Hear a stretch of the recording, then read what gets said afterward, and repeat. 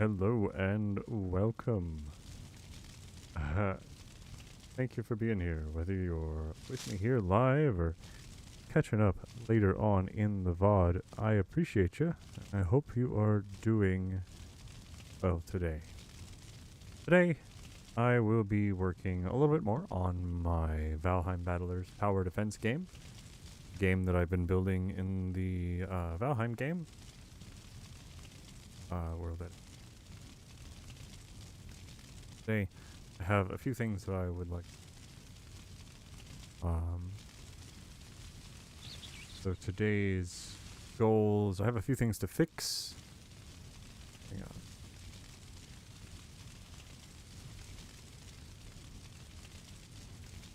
So I have a few things that I want to fix. There's a cold spot in the tree farm. So we'll go there and I'll talk a little bit about the tree farm. There's a thing I need to fix with the ghost spear. And there's a thing at the tree farm. Fine. Then I want to work on some lighting. I added some lighting at the tower a couple weeks ago. Get a little bit brighter and easier to see inside at night. And I want to do the same thing for this place. And I'm thinking about doing that for the same thing for tree farm monsters. And then I'm either going to work on signs or spells. So I'll either work on player museum signs, of which I have 100 million of them to fix, and then or I will work on spell effects. So we'll work on some. I have a really good idea on that. So that's what I have going on. What do you have going on? Who's here today? So Sarah. Hi Sarah. Thank you for being here. Thank you for being here after your marathon type week stream for Valcon. I think a bunch of yous. Everybody. Doing that. So thank you for being here. How you doing? Big Fat Snake, thank you for being here. How you doing? Good to see you. Thank you for being here. What do you got going on? Captain Fossil. Hey. Captain Fossil. That's good to see you. It's good to see you too. I'm glad you're here. Gonna do some work. So what do you got? No, sorry. My brain like skipped a brain. Captain Fossil, what do you got going on? Alright. What do y'all have going? Let's go fix this cold spot. And then I'll talk a little bit about it. So to set, whoops. Reset. So that it looks right. Tree farm. So the tree farm is exactly kind of what it says it is. It's a way for the players on the game to collect and gather a valuable resource, wood and coal. So we get wood and coal from and we get a lot of dandelions too. It looks like it's mostly me. No, there's a Sarah. There's a Sarah. I don't know who that was. Probably going to be like a Gobi. It's still kind of an ownership thing. Big Fat Snacks has been playing Windrose today. Oh, nice. With Mr. Axon and Kyle. Just like 5 hours went by fast. Ooh, that's really cool. Good. Like that's really cool. I'm glad to hear. That's like a pretty good endorsement of early game at least. So, Captain Fossil says that he's thinking about starting Windrose as well. So I feel like 5 hours flying by is a pretty good endorsement for early game. There's that. Alright. Okay, so there's a cold spot right here at the door, and it's probably at the table too, right? Anyhow, so I was talking about what this is. So this allows players to gather wood, but we don't just come in here. Oh, I removed that. Fix that. There's so many things. Like, I will tell you, with the amount of stuff that I've done with this, I feel like a lot of my time is spent just me at this point. Which is kind of a bummer, but it is what it is. So anyhow, it's not just about like the players coming out and beating on trees and gathering up. There's a troll that does the work for them and a bunch of other. So, anywho,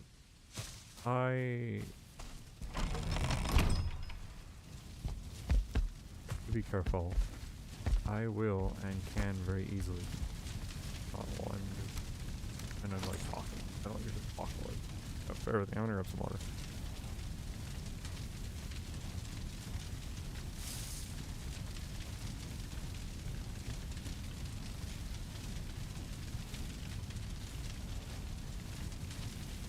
Big Fat Sake says, do it. Yeah. I mean, worst thing, I think if you get it through Steam, like the worst thing that happens if you hate it, I think they have a pretty decent return policy. Alright, so here is the stock lantern. I already have a preset for this, so let's merge it with the preset. Merge data equals, no. Data merge equals lava lantern off the player museum tree farm one, because this one gives it fire effect so that you are warm. I just need to make sure downstairs has it, but I also want to make sure that it doesn't have like I don't want the fire to go all the way out here, because that's, you know, I'm not inside. I'm outside. It's cold. It's scary. Stuff that's gonna beat on me and try and eat me.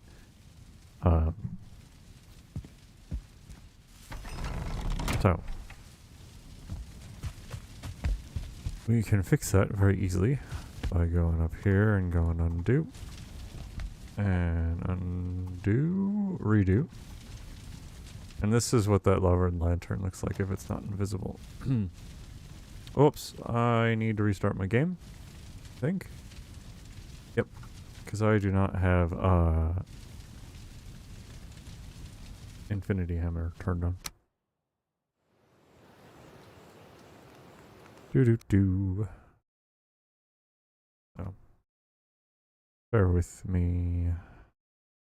I will just do that.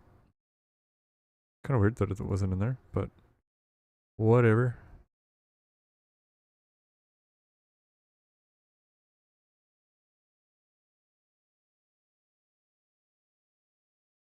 I think I'll be potentially adding a couple more mods to the suite, but it's not a big deal. Nothing major. I added better networking, and I'd like to add that for all the clients too. I thought I had it, but I guess I didn't. So my bad. It should help a little bit with the monster skipping around and whatnot. I have pretty decent internet, apparently. So there is that.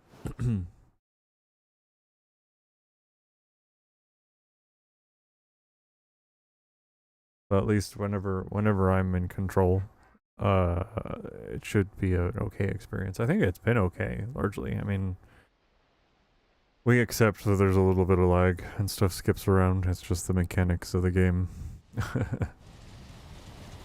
No cost. Wait, oh, let's turn that off. Alright. Whoop, let's see. Object. Show.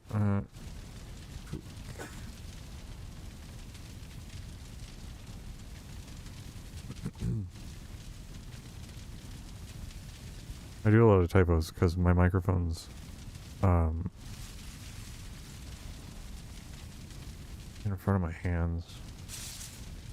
I can't see them.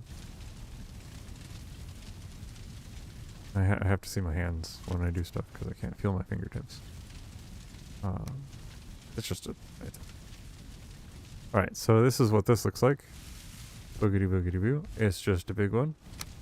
We're gonna grab it, and I actually want to just scooch it over here.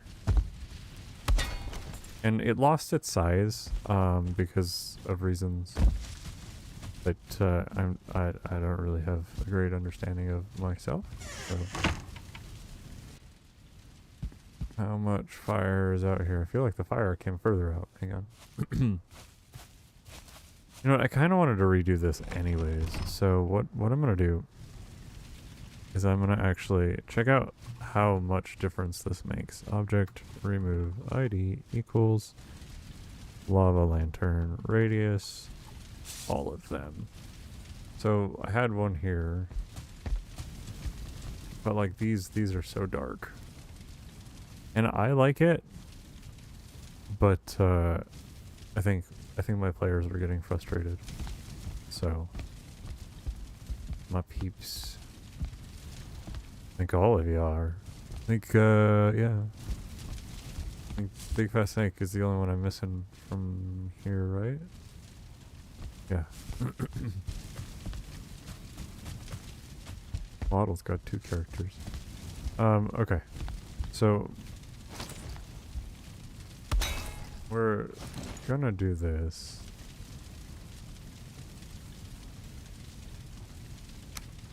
Sarah says never been frustrated. Well, good. Well, thanks. I'm glad to hear. I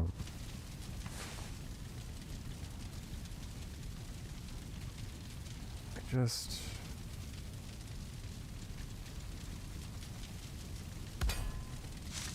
I want to make it nice and lit now. I want to change it from like the dark and scary to like we've eliminated Frank, right? We've won. So we deserve lighting. It makes a difference. No, I'm not gonna really do anything out here. This looks nice, but I will put one on the bottom of the portal. That should add some lighting in there. This looks nice over here, and I think no? Okay, I don't have one here. And then this is an extra wide section, so we're gonna have to put there.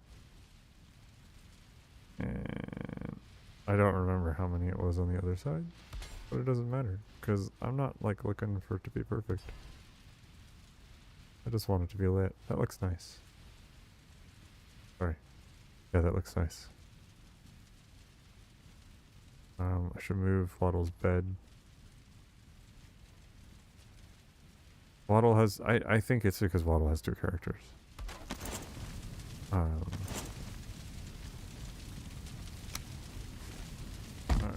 Nice and lit in here. Very nicely. Nice and nice. And it's warm. It's probably like warm all the way out here though. I guarantee like it's like gonna be warm like all the way. That's fine. You know what, guys? I need to actually try and like make this immune, or we just need to be better at not all dying at once. Which I mean, we did great.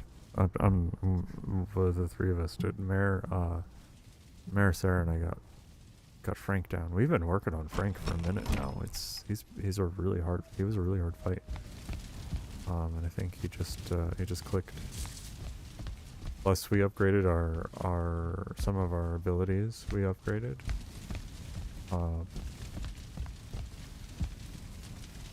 Hi, Joe. Welcome in. Joe asks, "Am I a dev?" I am not. I'm just using a mod to make a game within the game. How are you, Joe? What's going on? Alright, so I feel pretty good about the way this looks now. So we'll leave it. So what we'll do is we will hide all of these. We'll do that by going object, or nope. Let's make sure they all have health. 30 radius. And then we'll make it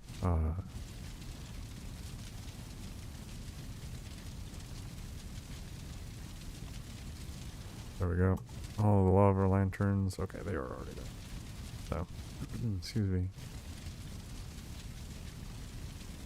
I should have scaled that though, actually.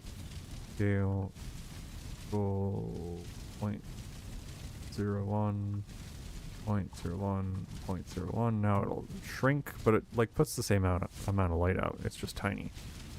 The reason why I do that is because it collides less with the camera that way. Even if it's invisible and with collision off, it still collides with the camera. Weak object ID equals lava land. Joe says he's doing good. Good. I'm glad.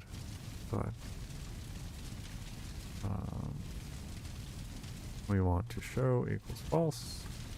We want to collision equals false. There's no interact or anything like that, so I don't have to worry about that. So radius equal. Now it's gone, and the extra glow around it's gone too. I want to close this door. Object.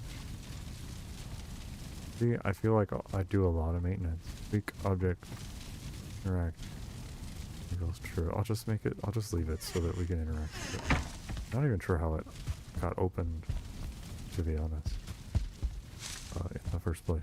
So cool. Well, I feel like we can write off tree farm cold spot. Can I strike through in this? It doesn't matter. I'll just boop. Boop. We'll do that. We completed it. Alright. Frank retired counter. So this one is going to be a combination of a couple things. First I want to troubleshoot why it's broken. Because, alright, so Frank's retired. My counter says 1, so that's how many we did during the last session. In the last session, sessions are whenever Frank gets summoned, not the game session total. We eliminated Frank twice, but for some reason down here at the total, it says 14. So first we make it so that I can interact with it. And now I want to data.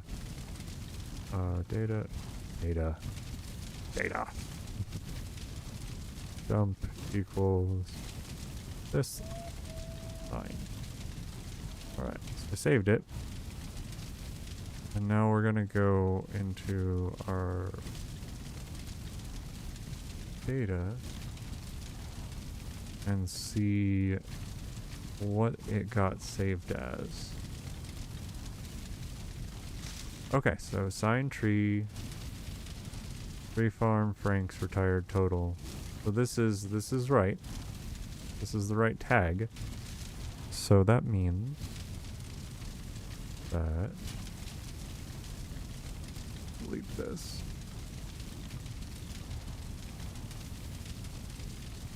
That means that there is something jank going on in the counter.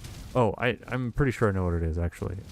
So we got Frank down, and we got one of his cloaks, and his cloak.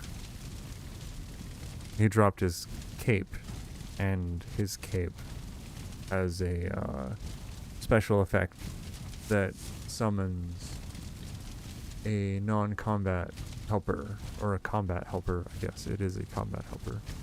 And my thought is that it's counting the combat helpers. So that's a pretty easy fix, actually. I just need to get into signs.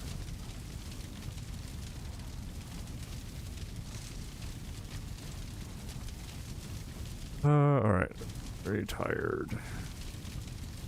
Tree farm. Frank's retired. Troll ragdoll. Well, that's not actually what happened then. Okay. Okay. Interesting. So, okay. So, anytime a troll ragdoll is created, it counts it as a troll. Okay, so this is session, and this is total, and I think those are the only places this shows up, right?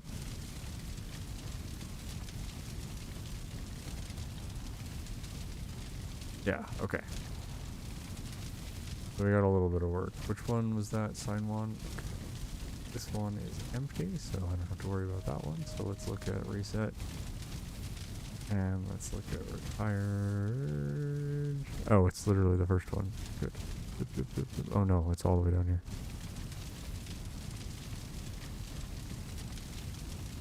Yeah, there's a lot going on in here. Alright, so this is my reset. What this does is if I tell it to reset the session data, it'll clear out all the session signs. And that's what these are. These are all the... This is how many saplings we planted last time we played, last session. This is how many enraged foresters we got rid of, irritating meeting attendants, motivated for... These are all the things that we got happened. This is... We only died 5 times the last time we did Frank. Like, when I said we clicked, like, we really clicked on an encounter that we've died 313 times on. And we only died 5 times total, and I didn't change anything in that fight. Like, we did really good. Like, 3 of us did a fight that I feel really confident in the next time we do it. Like, we'll be able to get other people some cloaks too. Alright, so the people that did die,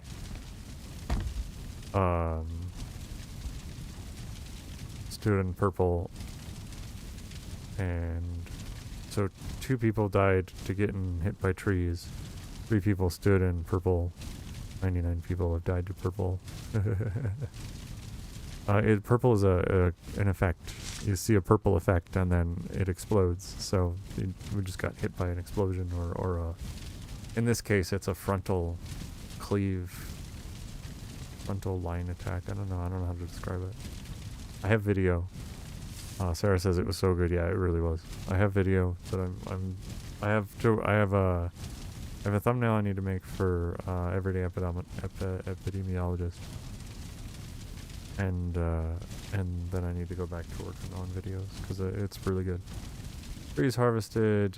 So last session we did 161 trees. It's a lot of wood we gathered. We actually did pretty good. Yeah. Ooh, somebody interrupted. That's cool. Good job. Alright, anywho, I'm doing work and I got distracted. So, oh, have I been on... Guys, I've been on... whatever. You gotta let me know when I forget to go back to the game. Alright. Let's get back to work then. So I gotta figure out why this says 14. So let's go into the game data.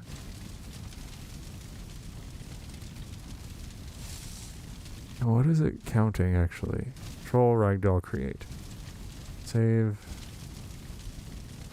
So this is it's saving the data. And then using it. Saving and using, so that it's not getting it from anywhere else. So what happens is a troll ragdoll gets created. It saves this. This is a counter, right? So tree farm, Frank's retired total, and then it adds 1 to that. And then it pokes a sign, because anytime we want to do something in the background, we have to poke stuff. That's just a verb that we use. So we poke a sign with this tag on it. So tree farm, Frank's retired total. Let me go back to that. Wait, hang on. You know what I didn't do is... Well, I'll check that in a second. But anyway, we poke a sign with this filter. And then once we've poked the sign... So this is poking is 2 actions, right?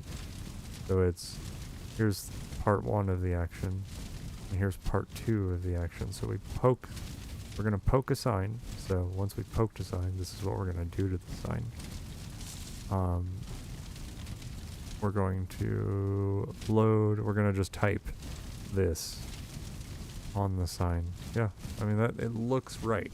So I just want to look at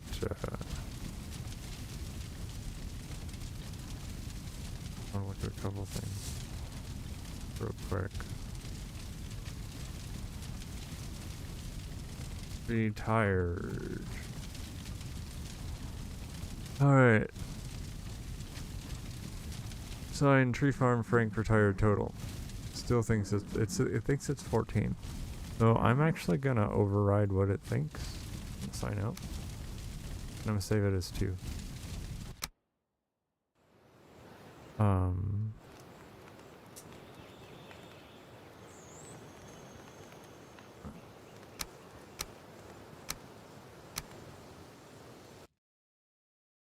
Alright, so I saved that as 2 manually.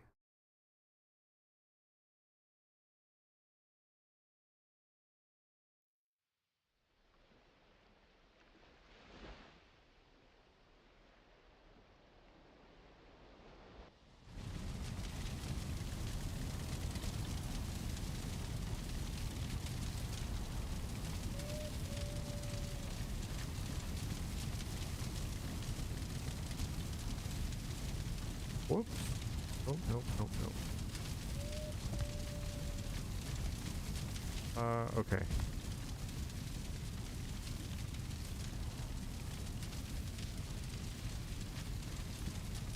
Let's, actually... Should just be able to reset this.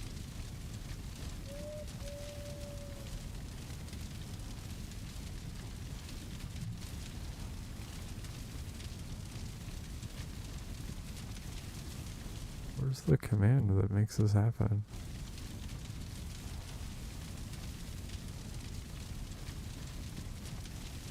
Oh.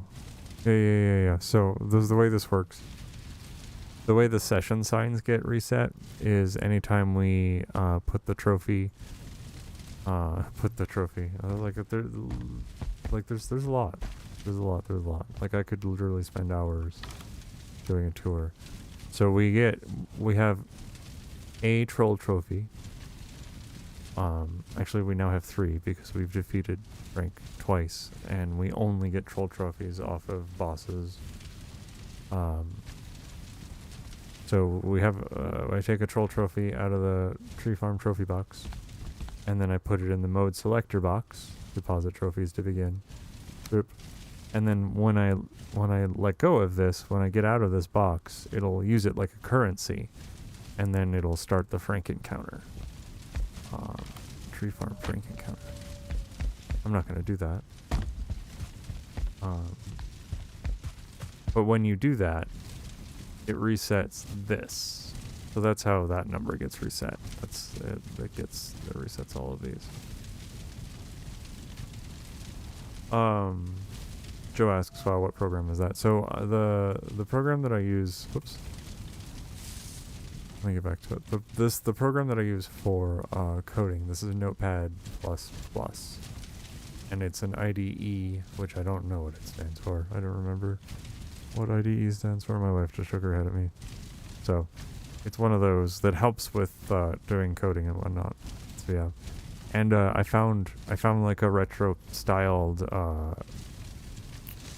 theme so that I could have like you said, that retro style. It's great. Really, it's like really easy on my eyes too. Sorry if it's not for you guys, but it's good for me.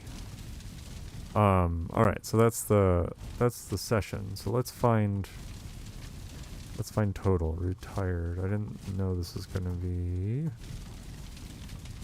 session.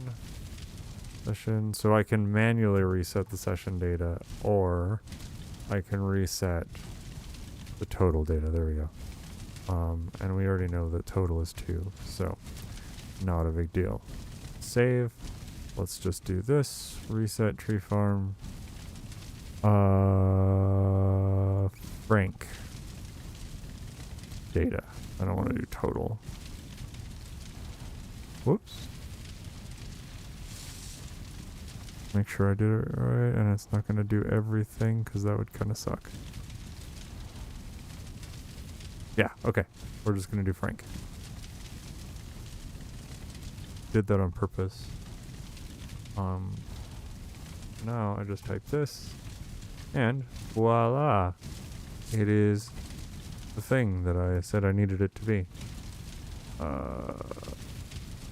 tweak object interact equals false. And done. So we can check another. Oh, there. Sorry, it did it. It's done. I just forgot to show. Oh, Joe says, "Wow, thanks. That's exactly what he needed." Oh, very cool. That's cool. Joe asks, "Could I write hacking code?" No. I don't. I definitely couldn't. I'm actually just super stoked that I've figured this out, to be honest. But honestly, this is largely in part. This is largely because there's a pretty hefty community around this mod in Valheim, and they're very helpful. Like pretty much anytime I've asked a question, they've been like really helpful on it. So I appreciate it. Okay, cool. So this is done. Done. This is a program would look so good for your screenplay. Yeah, go for it. That would. You're right. 100%. Yeah, Notepad++. Notepad++. And I don't remember where the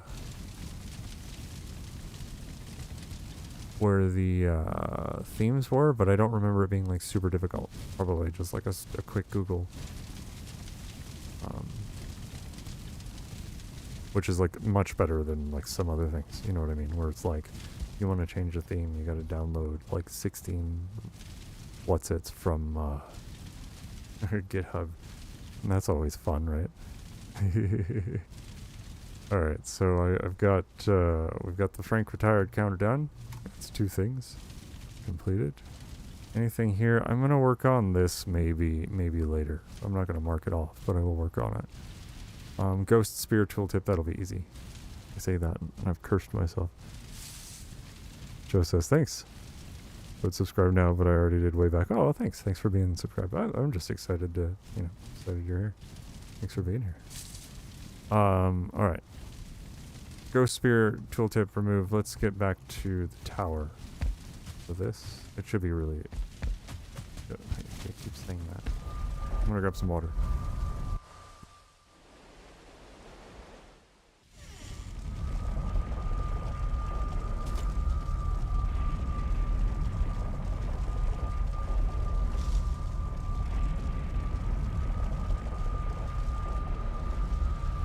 I've been streaming for 35 minutes, including my introduction, and I've completed 2 tasks already in Valheim. Can you 2 tasks in Valheim, and it only took me 30 minutes. That's, yeah, pretty good, I think. Alright, clear the environment. So we're gonna work on the Ghost Spear, so that's just as simple as... I know I keep switching back and forth between things. I'll get better at it as I get more practiced in terms of stream. It's been a minute. It's my 2nd stream. Ghost Bomb. I'm looking for it. There is. So there's just an extra line because I removed the cost for the Ghost Bomb. So we just need to remove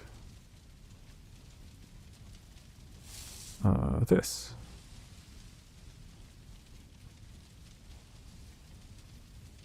There should be a line break. Okay, yeah, we'll leave the line break and all the way back to the on use. Because what this looks like, I'll show you before I change it. I don't have one. So let's get one. I need some ectoplasm. I don't want to use our ectoplasm. Spawn ectoplasm 50. Sarah says pretty much how it goes in Valheim. Yeah. I feel like Valheim's like it's 30 minutes just to get started on anything. Alright, so to get some spheres, you just chuck a whole stack of ectoplasm at Rocky, and you get 10 of these spears. Now I need to get rid of the on use, the green part. On use costs 5 ectoplasm from ammo chest. Because I changed that so that it's a currency to get the spears, so it shouldn't also cost. And it doesn't. It's just a typo. So all I have to do is remove. Dang it! I forgot to go back to the game again, you guys. I'm gonna add a command that makes noise. Because, you know, that's not a great experience. So, anyhow, this is what it looks like right now after I talked about it. So, we're working on the on-use part where it says on-use costs 5 ectoplasm from ammo chests. I'm removing that. That's what I've done here is I'm removing everything there. And then we're just going to copy it. And then we're going to paste it.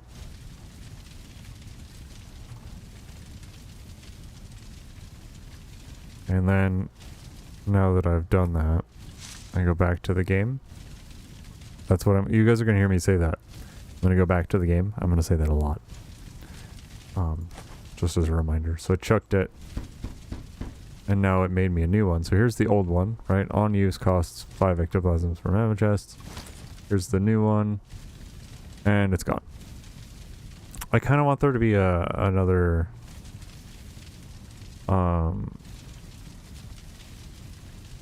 line break here though. So what I'm going to do is I'm going to add that.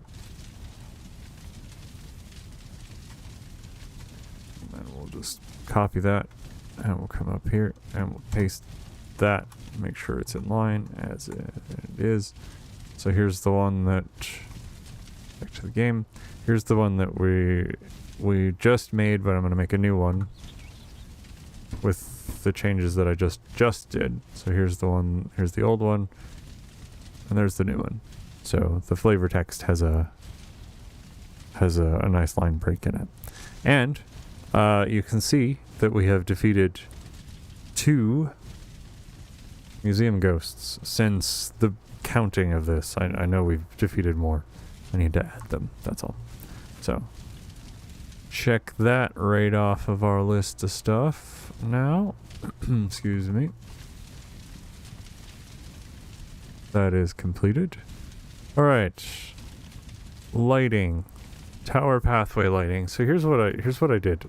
In case you missed it. This isn't anything that I've done on stream. Time of day. It is now dark. You know what I can do? I can make this window. I'll make this window smaller so that when I do forget to bring the game back up, at least you see like half the game. How's that? Oh, and then this is what happens when I throw it. I threw it really far. There we go. Ghost bomb. Ghost bomb. It's really cool. Alright. If I do... Let's... I was talking about lighting. Now what I can do is hammer... Blueprint vertical. I'm actually just gonna use... Oh. No, I'm not. What am I missing? Lighting. This is what I want. Let's see. Because here's what I did with the tower, right? Like it's a lot more lit than it was and has been previously. Like you can see your feet, you can see like where you're going. I know there's beds all over the place. I didn't expect this many people. I want more people. I want to collect more people, you guys. Come on. So yeah, but look how much more lighting there is. This is the fire up there. But I added lanterns here. So that we can see. That's all. And that's what we're going to do here. Is I'm going to build a lighting rig.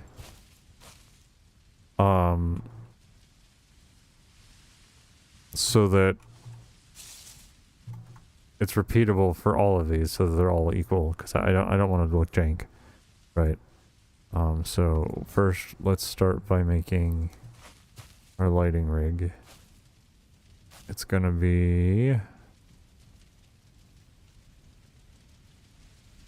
Let's see how long it needs to be. Because we want it to go...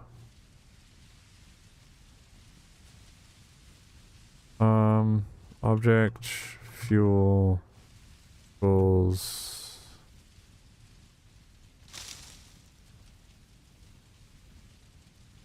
Turn all the torches on.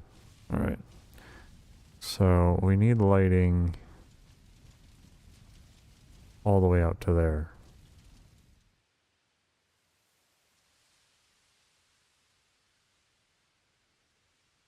Okay. That's not a big deal. Do do do do do do do.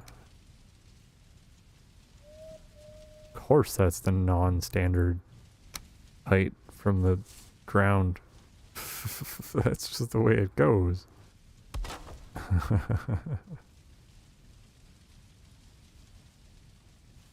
Okay.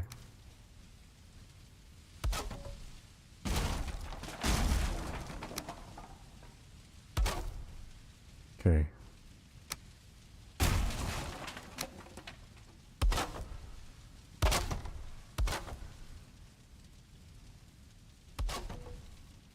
Okay, let's make this a little brighter so that we can see.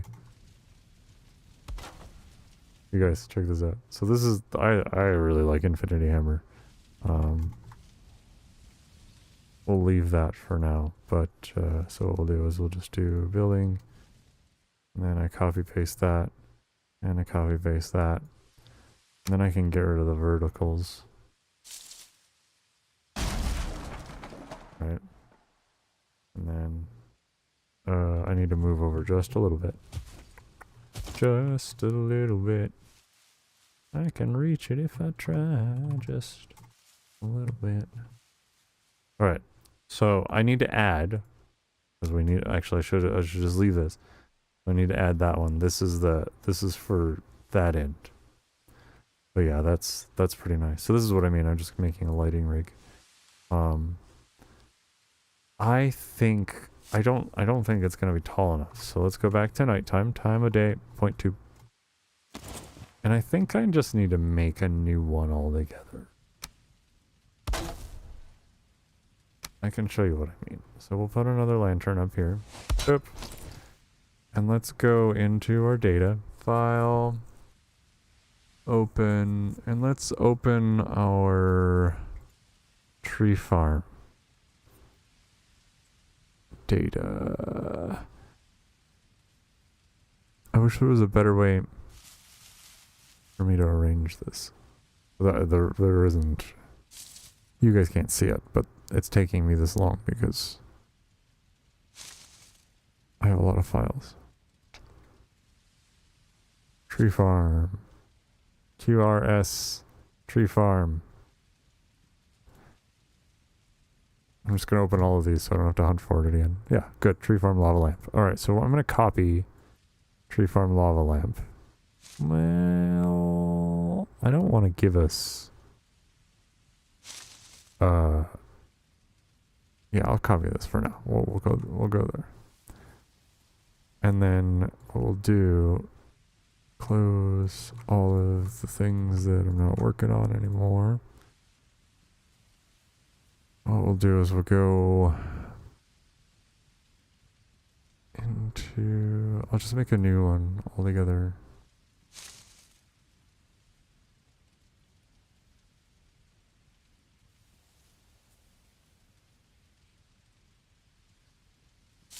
Pathway.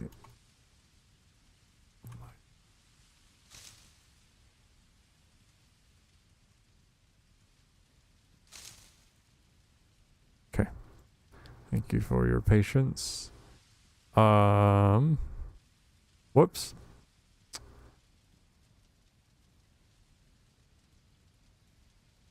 Try that again.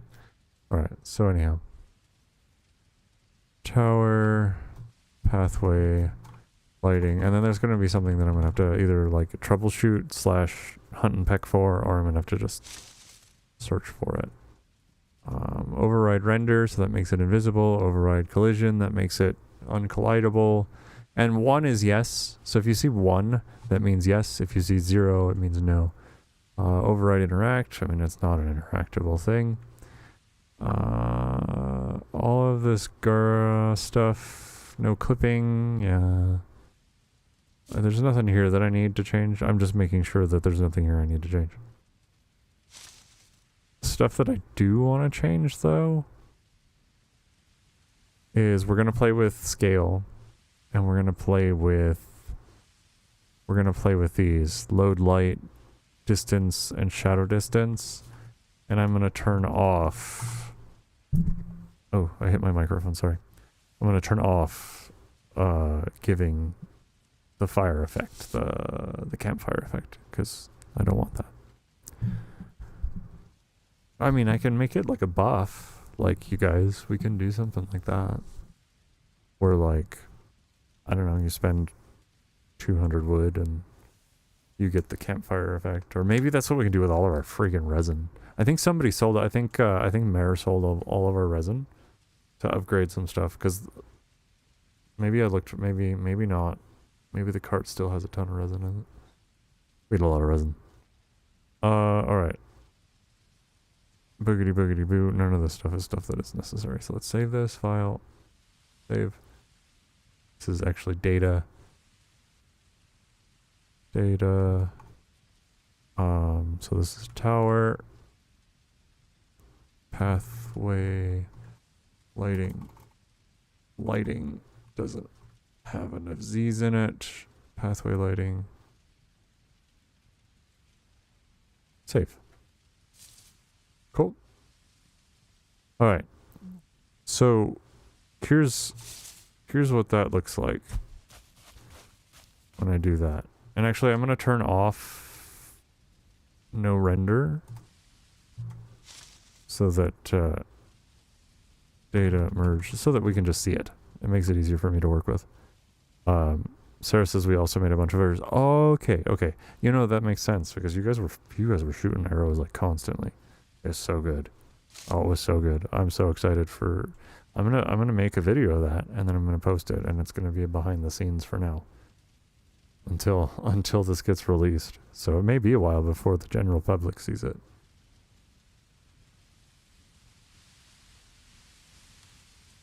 Or should I release it and have it exist for Valcon? Because it's this week. Not that I'm like participating, except for whatever's going on Sunday. Data merge. What am I doing? Tower pathway lighting. So I made data, and now it's in the game. Now I hit this, boop, and all right, that's a pretty okay glow, right? Like,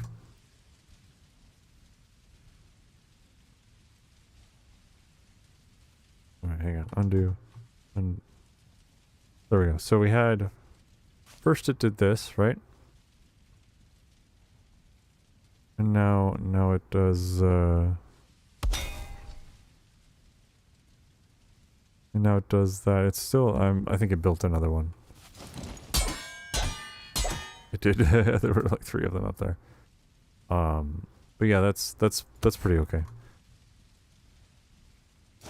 But the problem is, it's too low.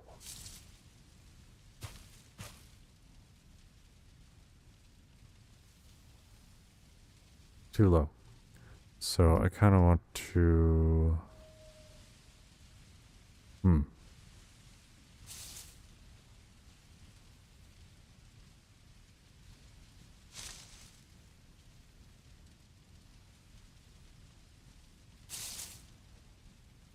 Sora says I'd love to see it from third-person view, but whatever timeline works.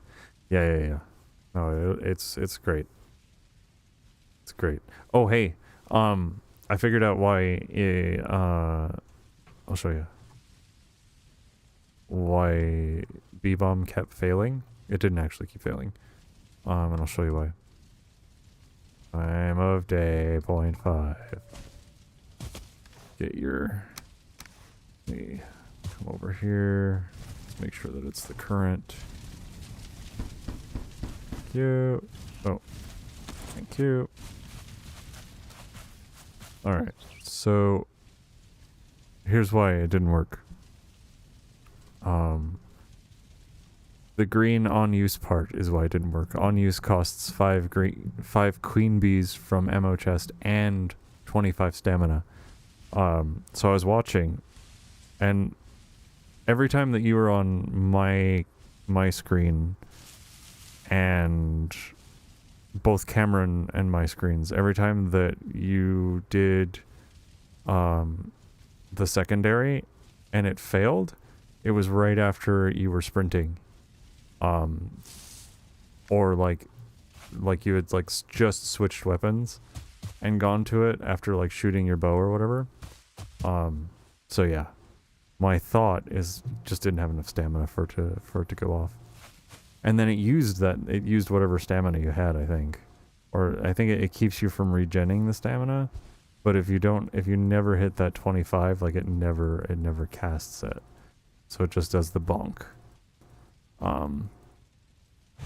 I can add like an indicator to that's like, whoa, you don't have enough stamina or whatever. But I don't think I'm gonna right now. So, but yeah. Anywho. Sources make sense. Okay, good. Yeah.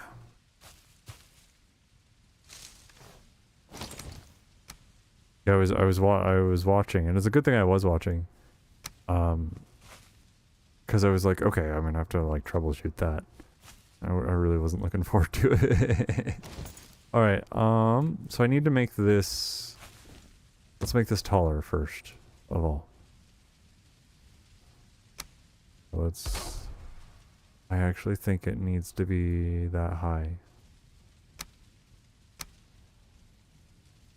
Oops. Yeah. I think it actually needs to be that high. So what we'll do is we'll grab it. And we'll just bring it all the way down here. There are the drops.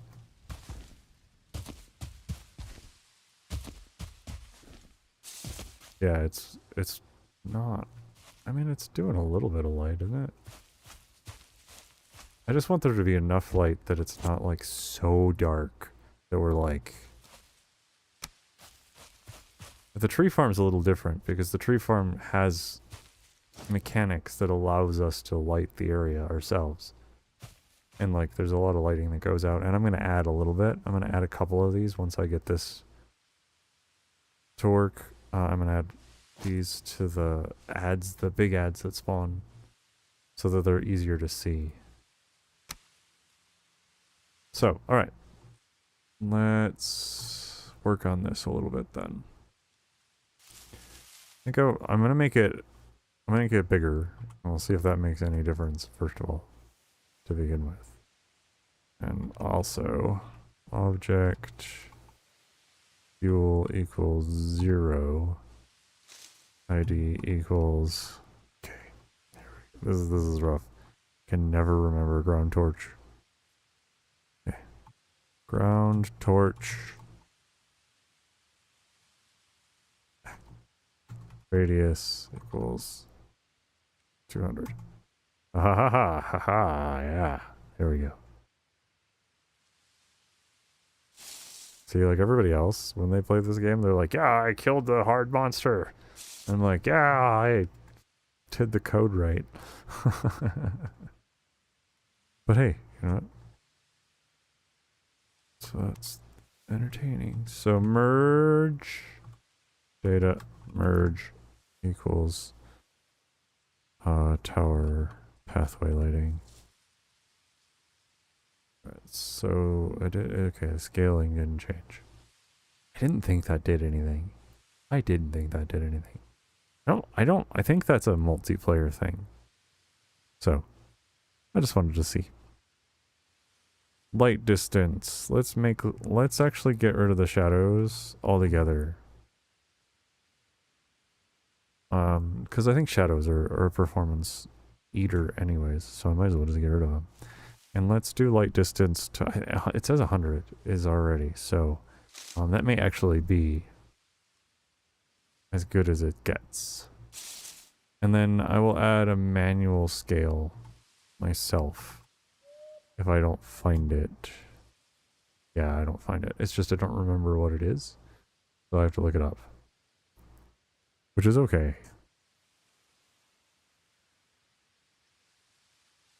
I used to say, like all the time, like sure, yeah. You know a thing, and it's okay. Like you know a thing, and then you don't use the thing, and you forget it. But you knew the thing, and you know that you knew the thing. So just like recalling the thing that you knew isn't that big a deal. Like that's okay. Like I don't have to like remember every single fact all the time, right? All right.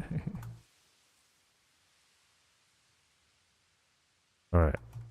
So this is the scale that I'm going to use. Put this at 5. You'll see what it does.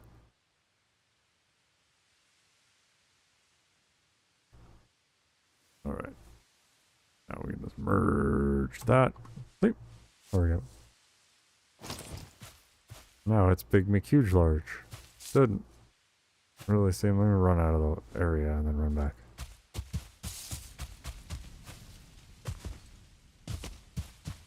Seem to have lit up.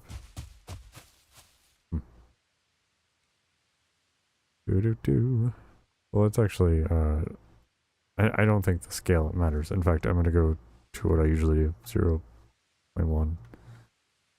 0.01. Save that. And we'll re-merge that. My wife used to play a game called Merge Dragons, so every time I type this data merge thing, which is a lot, I mean, you guys have seen me use it a few times already, I think of Merge Dragons.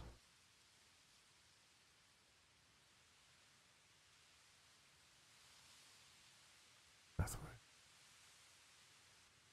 There we go. Now it's itty bitty. Ooh, that's going to make it kind of hard for me to merge data, though. That's okay.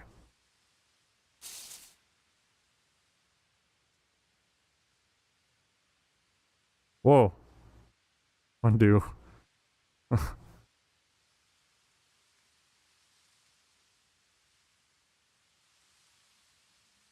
Oh, shoot.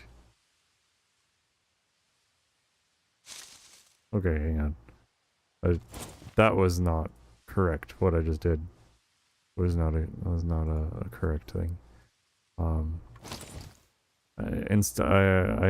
should have put the ID in so that it targeted only the lava lantern when I did whatever data I merged it with, but instead I merged everything that's within radius, or maybe it was just what I was pointing at. What did I do? Hang on, let me look at what I just did. Everything within 10 meters is now tower pathway lighting. I undid it, but yeah, that would have been a bummer. So, I think maybe we'll go up 1 and call it good. I'll try that.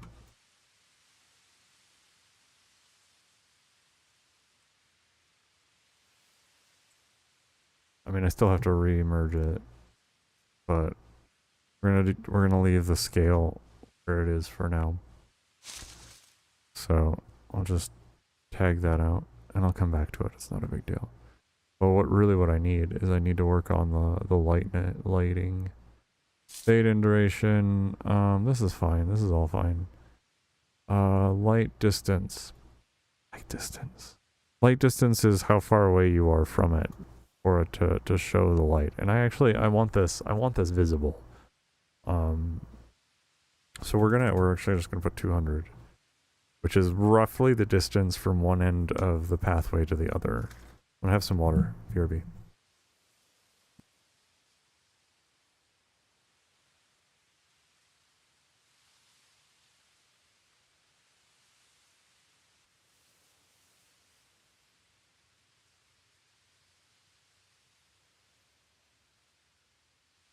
Save that. So in theory, I'll just merge it. the way it is. Okay, I'm not gonna make the same mistake. ID equals lava lantern. Look at that. Boom. Alright.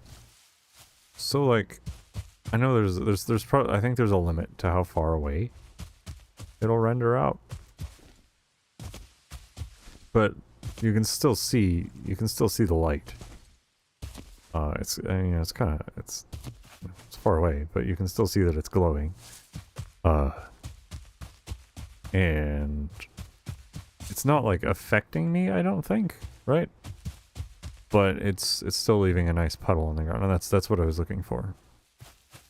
This is the normal size puddle, and nothing that I do scaling wise will impact the size of the puddle of light. But that's great. All right, next.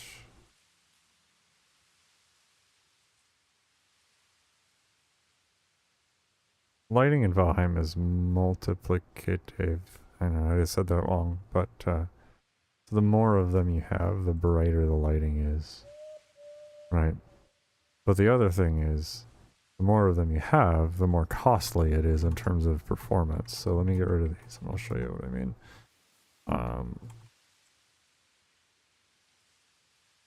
What I'll do is I'll get rid of this too, over here. So that it's out of my face. So we're looking at, up in the top left, I opened my performance monitor. You can see my frame rate is 59 to 60. It's locked at 60. I think I actually have it locked at 59, and then it's just going up to 60. But the frame rate latency is 16.7 milliseconds. So that means every single frame that it's generating, in my understanding, someone may know better than I, that's okay, is that every single frame takes 16.7 milliseconds to generate, or this is the amount of time that it takes. The longer it takes, the worse it looks, is essentially what it boils down to. So we're at 16.7. I just want to see how many of these can I make before I start to see like an impact. And the thing is, there's no like particle effect.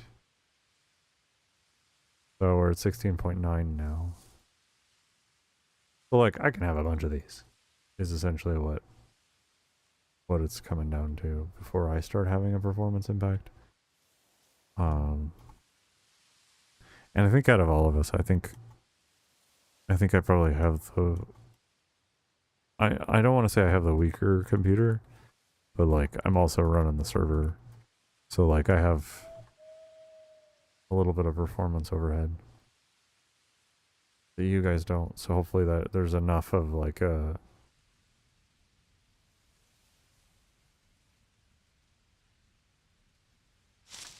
I can't think of the word I'm trying to say. Whatever, it doesn't matter. Let's count this first. 1, 2, 3, 4. Yeah, I'll have to do it manually. 1, 2, 6, 7, 8, 9, 10, 14, 15. Okay, so it's 15 long. Yeah, oh, yeah. 2 will work. Boop. Hello? Wait a minute.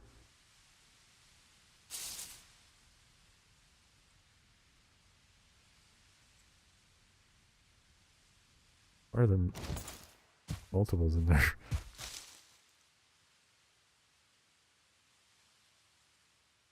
Fastake says, wowzer, Windrose broke 50,000 players within 24 hours. It's now 100k. Oh wow, it's now at 100k. That's cool. Well, good for them. That's exciting. I have known nothing about it. What kind of game is Windrose? Object, remove, ID equals lava lamp, radius equals 1. Okay. We're gonna try 1.5. Okay. We're gonna try 2, but it's gonna remove... What do you mean there's not one nearby? Literally right here. Try it again. Oh, see, I knew it was gonna do it. Whatever, it doesn't matter.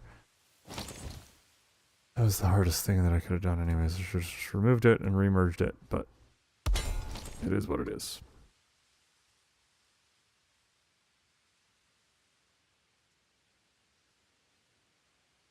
Okay.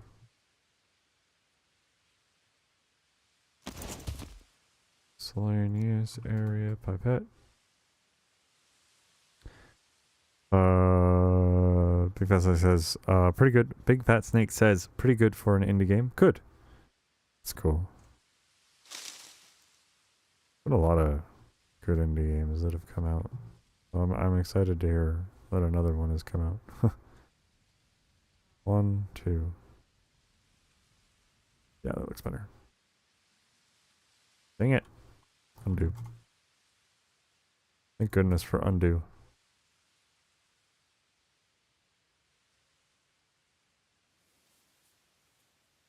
Sarah says, I think you'd enjoy it. Just don't know anything about it. Know what I mean? What's it? What kind of game is it? Again? Oh no. You know.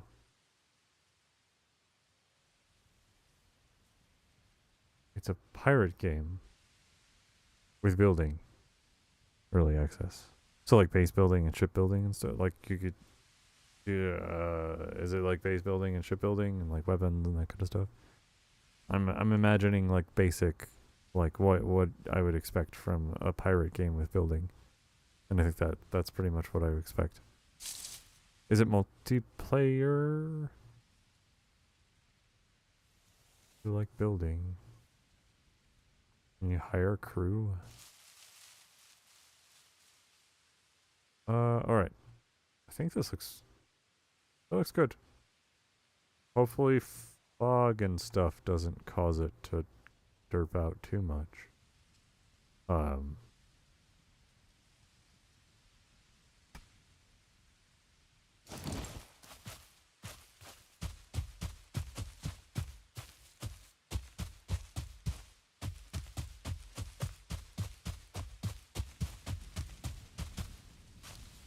Yeah, I think that'll be good.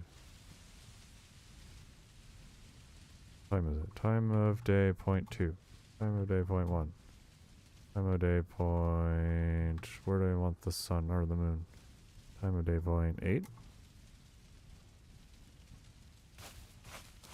Alright, so the thing that I have to fiddle with before we hide them, because I'm not done, before we duplicate this across the board, is that I want to make it so that it only shows up at night. Because during the day there's no reason for them to be on, but I can make it, I know there's a way that I can make it so that they only turn on at night. Building early access, I do like building. There says, and some fun fighting with mobs, and yes, multiplayer. Okay, cool. Cool. What's the multiplayer like? Is it similar? I have not watched. I have been like so fixated on like 4 things. Most of them have been like, you know, the total collapse of society. That, you know, that kind of stuff. Nothing good. I could continue, but I'm not gonna, because I have work that I'm trying to get done. But when I say comparable to Valheim, I mean like Valheim's multiplayer is rough.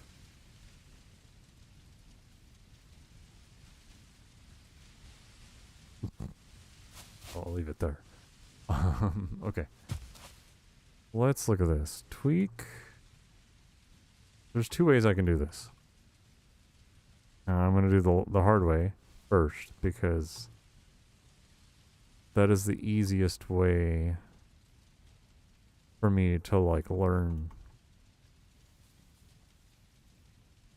And then if the hard way doesn't work, then I've learned or reminded myself stuff. Then I can do the easy way and ask. Ask a friend. Phone a friend. Do that ID. Fills lava lamp. Nope. Lava lamp. So I'm just looking for the thing that allows me to force it to turn off during the day. And that's probably what it is. But we'll look. Radius, rectangle, show, true, false. It's not that. Water, where, weather. Sarah says I have not played but watched others play. You've been really hyper focused. That's I was just thinking about how hyper focused I've been, so that's why that came out of my face. But you've been like doing a lot of Enshrouded. So I imagine you probably haven't had time. Because like there's a lot of Enshrouded like that you've been like learning and doing. I think last stream like y'all found some new music. And it was like, oh, I mean, if you guys don't know about it, then that's cool. Big Fat Snake says right now they recommend 4 players a server due to lag. Especially ship battle is too heavy with more players. See, that's too bad. Hopefully, I mean, it's early access, right? Like, so they know. Sources can't afford it. Yeah, I'm with you. Whether, I wonder if this is, oh, this might be it, actually. Let me go back into that. Weather equals, no, that was not it. The other problem is I now have to, like, manually tab through all those. Yeah, okay, so it wasn't under that.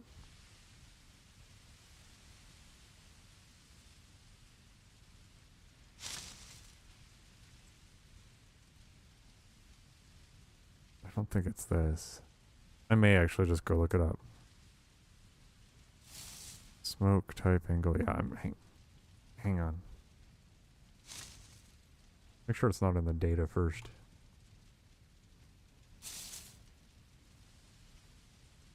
It's not. Alright, so I'm just gonna pop over to the Discord and see.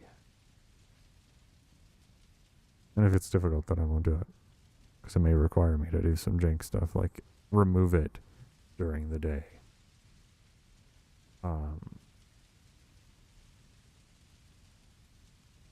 Okay. Alright.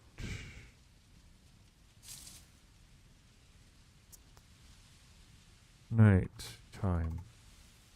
Now I get to play with the Discord's fun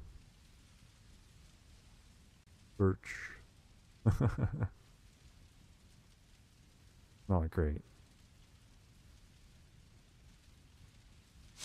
Hi, Kangvio.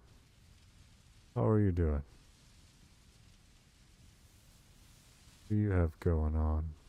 Kangvio says I'm at stream. Question marks. Yeah. Trying to get back into the swing of something. you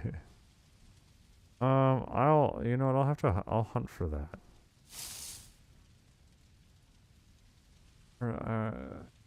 Pretty sure it's pretty easy, but what are you up to, Kangvio? Off. Okay. I'm doing a little bit of work on this. I don't think I'm going to be able to do that right now. So, for now, what I'll do is I'll save this as a, I don't think I'll be able to actually. Hang on. Here's what happens. So this is what happens if collision is off. You can't copy it. So it looks like I have collision turned on. So that's good. Kavia says doing alright, just working. How are things going? Going.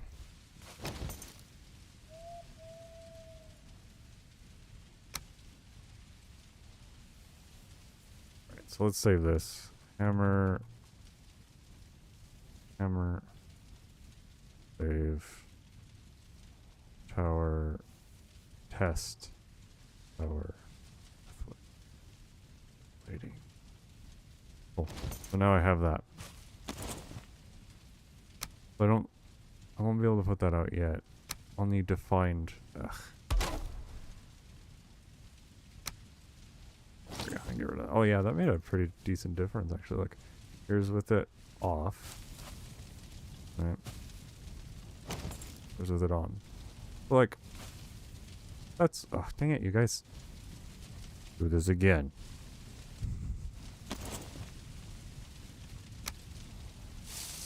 There's with it off. Thanks, Camille. Yeah, I'm still trying to get used to that. So there's that. There's with it off. And there's with it on. Well, like, that's better. It's subtle, but it's lighter, right? It's acceptable. You could fight Nexilla under this.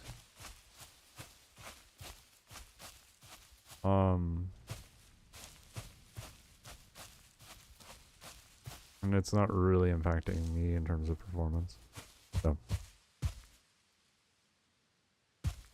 In terms of performance, though, I think the biggest things are going to be like the amount of honey and whatnot that get made. All right. So I'm gonna look at this a little bit more. So I'm gonna save this in my brain. I'm not gonna say this is complete, but I'm gonna use the same exact data. Whoops. I'm gonna use the same data that we made here. Copy it. And we're gonna put it in the free farm area. Let me find that real quick. Doodly doodly doo. Data tree farm utility. Here we go. We're gonna call this free farm monster lighting.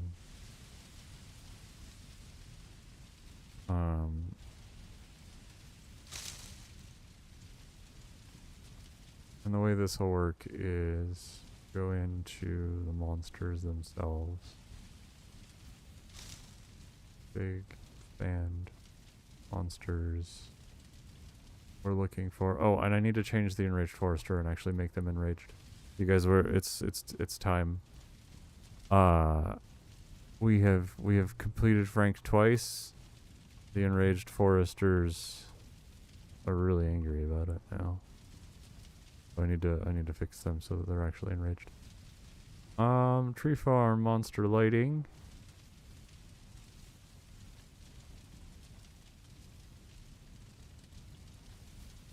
And need to open the actual monsters themselves.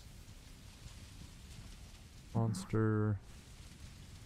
Irritated meeting attendee, and we'll just do it in their keys. There we go. Columbia says, so I already know this time I was doing... Oh, I'm going to read what you wrote, because it... Columbia says, so I already knew this thing you were doing was impressive. Now seeing this coding really impresses me. This is so far above my head. Well, thanks, Columbia. That's very kind. There's a lot, for sure. There's a lot. Alright, so here, this is how this works. This is really, like, some of this stuff is kind of old and super complicated. Like, all of this junk is kind of jank. But, here's how this works. And we'll just add it straight to the top. So, anytime a grayling is created with this data filter. So data filters are just this, right? So you've seen me working with data here.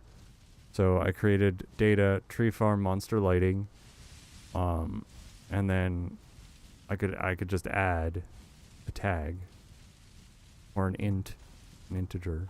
I guess that's probably what that is. I could just add this, but I just think of them as tags. That's really all it is. I can just add a tag. Does tree farm monster lighting have this tag? Yes or no? Yes, it does. 1 or 0. So there's that. So I come over cave eggs. Go, man. So grayling create So whenever a grayling is created with this data tag, I want to poke it. Why not? I don't actually need to poke it. So trigger rules, if equals true. Trigger rules is just a rule. It is what it is. So anytime, this just allows me to do stuff whenever this thing is created. If this wasn't turned on, it might not work, and then it's just frustrating because you spend all your time troubleshooting. Big Fat Snake says, lol, I have no idea what Matt is doing. Scratch brain, maybe learn a little. I don't know. There is a lot, for sure. Boogity boo. So, anytime this happens, I just want to spawn prefab. So everything in the game that has a model is just it's just a prefab. So anytime you see prefab, it's just, imagine I just typed model or ID or something like that. That's all that is. Prefab. I want to spawn piece lava lantern? Is that what they're called? Spawn.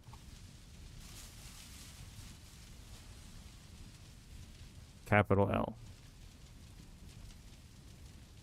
There we go. Now, I wanted to spawn it with this data.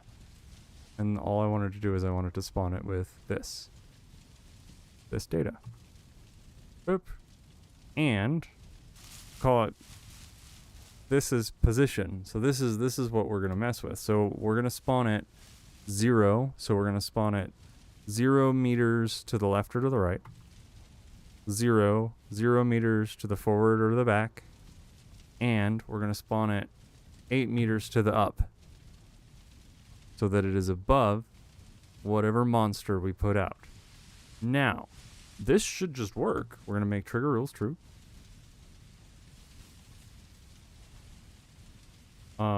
This should just work to the point where anytime I spawn one of those things,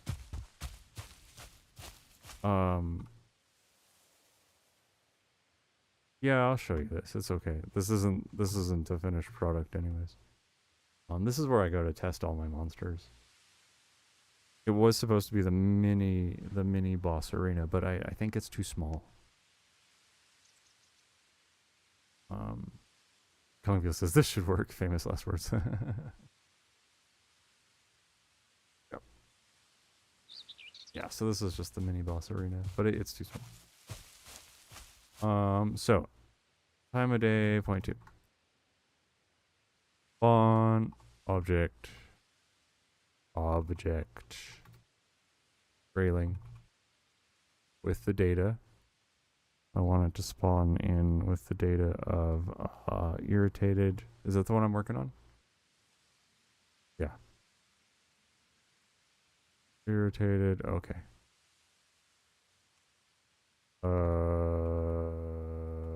This is where we are.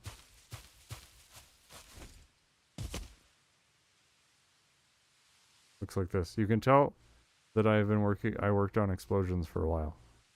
Like stuff that explodes. Alright,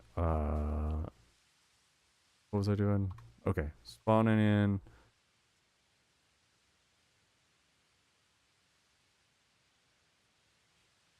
Data equals, what is this called? Irritated meeting attendee?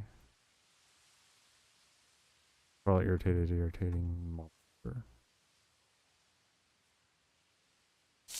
I actually want time of day 0.2 because we're testing whether or not it spawns the lighting.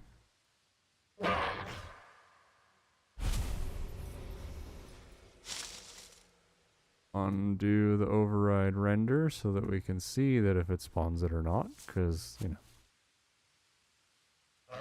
And there's a, yeah, see, there it is. It's kind of big, though. Clearly I made this copy when scale was large. Funny. Fix that. Dang it. Rainbow. Go. Where'd it go? Oh, it killed itself. I'm not convinced that it is working. I think the light is like way below it. Alright. There we go. Now we can see the light. Now you can see light, right? Before you couldn't see any light.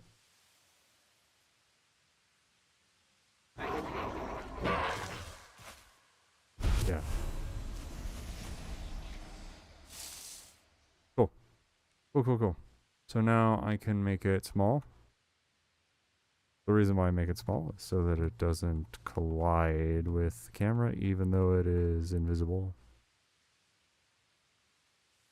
Oh, and now I also have to add a destroy to it. So what it needs to do is it needs to just destroy itself after X amount of time. Shoot. And like I said, I just don't remember everything, right? I know I've done it, so I like have this body of work that I've done, where I can just go in and use it as a library, which I love. The float. Data. Tree farm. It goes under floats. Oh hey look, scalar scale. Do that. There. I don't want to destroy itself after 0.2 of a second. Hongville says, am I going to make it follow the grayling around as well as it moves? Is it possible? No and yes. It's, yeah, no. These guys generally kind of stay in one spot. I guess if they move out of the light area, they move out of the light area. I'm not gonna, yeah, I'm not like super concerned about it, I guess.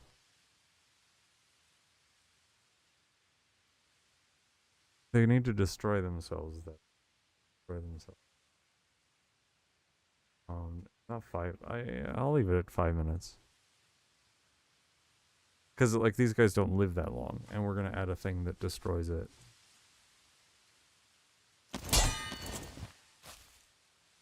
Excuse me.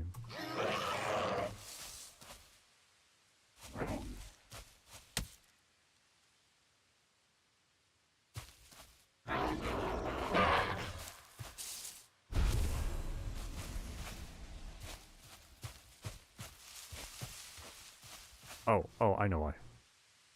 Like, why is it still showing the effect? Because it's still rendered, it's just tiny. Object remove, ID equals lava lantern, radius equals 100, get rid of it. Alright.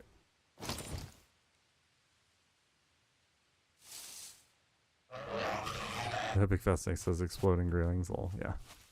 I do have exploding graylings, actually. These guys usually have more health than this.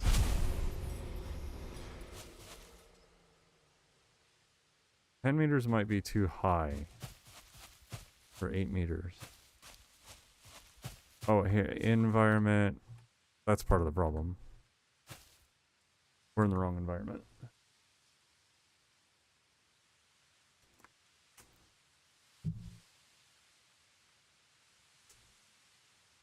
That needs to be dark.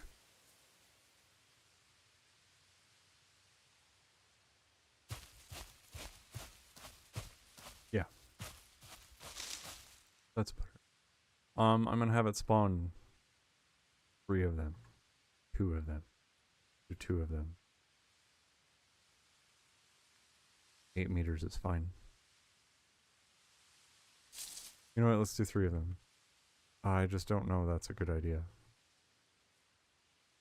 Well, let's see what it looks like.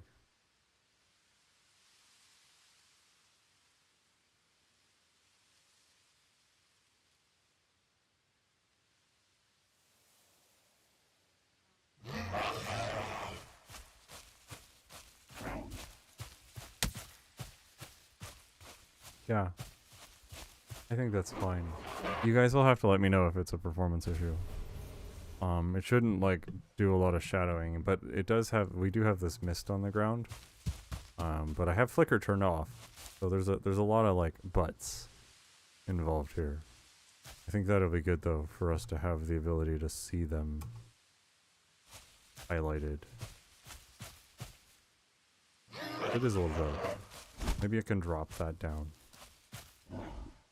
Let's put that down. Put it down at 6.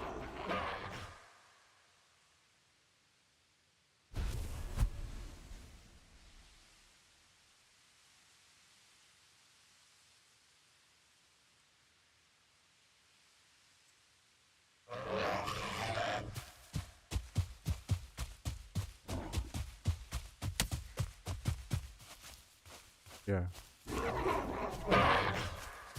Switch the camera? Yeah, it does. Bad.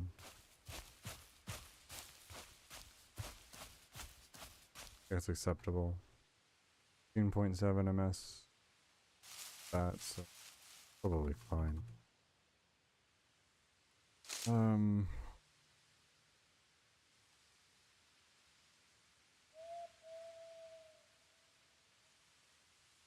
Tonga says that adds a decent amount of light. Yeah. Yeah, it does.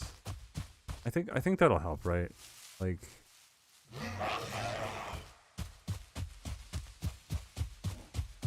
because a number of times people are like, well, where is it? And it's like, well, look for the red on the ground. Well, no, that's not the right answer, Matt. You know, I mean, that hasn't been my response, right? I'm not Blizzard. But,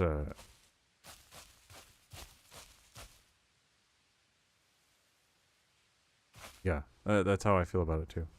Like, I like the environment and I like that it's dark. Because, like, the effects, it looks really cool. Like, our kills on Sunday were really, really great. It looked really cool. And I like super appreciate my wife, like, as for the last, I don't know, maybe like the last month and a half, 2 months. Been recording, she's been on camera every week. We've got some good clips. We're just it's just stuff has changed so dramatically. I'm gonna remove 2 of them. It's just an old habit from editing. Cut the extra, and if it's not enough, you can always add it back. But if it crashes somebody's computer and they have a bad time, then that's a bad time. All right, so now we actually need to remove it when they die. So just go in here, and we do the opposite of this. It's a little bit more complicated. So we do. I'm just gonna copy this. Boop, boop, boop. So I don't have to reinvent the wheel. So anytime a grayling is destroyed with this, we want to poke prefab piece lava lantern with the filter of int this tag, right? Filter tag, whatever, however you want to think of it. With that filter, and we want to do it within max distance of, just in case they move. Just in case they move, we're gonna do it a decent distance. So poke is like a verb. Kongville asked, what does poke mean? Think of it like a verb. Anytime I want to do something, I gotta poke it. So once you poke it, then you do stuff with it. So it just depends on what type of stuff I want to do with it. But I poke the thing, and now it's gonna do something. If that, like that meme of the person with the stick that, oh, hey, do something. That's what I'm doing. Is I'm poking it, and now we're gonna do something with it, and I'm adding a bunch of conditions or rules to what I'm doing. So for example, we're adding the max distance rule to this poke. We'll say 10 units of distance. And we'll do a limit of, we haven't had multiples stay alive yet, but we will at some point, potentially. I don't know. We'll do a limit of 10 as well. A limit of 10, whatever, it doesn't matter. Hi, Luke. Welcome in. Luke Mitchell asks, what language is this? This is YAML, which stands for YAML ain't markup language. It's the language that is used kind of inside the scripting world of Valheim. And that's what I'm doing. I'm just someone made a mod in Valheim that allows you to make scripts that react to events in the game. So I'm just making a bunch of scripts of things that react to things that happen in the game. So that's what I'm doing. All right, folks, Kongville down there in front. But anyhow, Luke, thanks for being here. How are you doing? What do you got going on? What do you got going on? All right, so max distance a 10 limit. We're gonna to whatever. And these things aren't. This isn't. I'm not super concerned about these things, but we have to add a parameter, and we're gonna call this parameter this. We're gonna just do this. Irritated meeting attendee lighting removal. Okay. And now we're gonna poke. We're gonna come down here and type prefab. So we're gonna poke. This is the item that we're poking, and this is what we're doing it. So this is the object that we're poking. Pokes are two-part. So this is the first part of the poke. The first part of the poke is what I'm poking. And then the conditions that go along with it. So how far away, how many am I allowed to poke? So right now we're allowed to poke 10, but it can be infinite. There's also like delay and repeat and interval. There's a whole bunch of different conditions that I can add to the what I'm poking. And then down here is the what am I doing to it after I've poked it part of the poke. Luke says I'm making a roguelike, but this is catching your interest, never modded a game. Ooh, cool.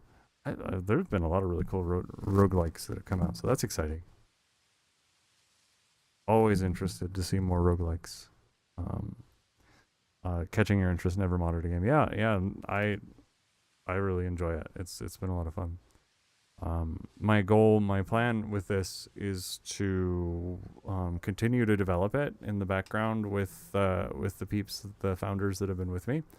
And then I'm going to open up a membership for people to be able to come. I'll make a fresh world, and then I will play, guaranteed, and we'll stream it. And we'll make content around it, and then any founders that want to play along with any of the subscribers and members, of course, will be 100% welcome to be there, because they're my founders. They're my beta testers. They have died so many times. I don't even know how many right now. I have counters though, so at least there's that. All right, so first part of the poke. So we're going to do this. And it'll be a live server, as opposed to like right now it's hosted locally. It would be a live server for people to be able to log in and do whatever, whenever. Parameter. So this is me telling it that this is the thing that I want it to do. And I'm going to remove it. And that's it. So whenever it dies, whenever a grayling dies, except I'm missing a type because this is incorrect. Type poke. That is correct. Okay. Now, in theory, when I do this, remove any, okay. We'll summon this, and it came in with the lighting, and it's a little bit more subdued, but it's lit. And I think that's what I want.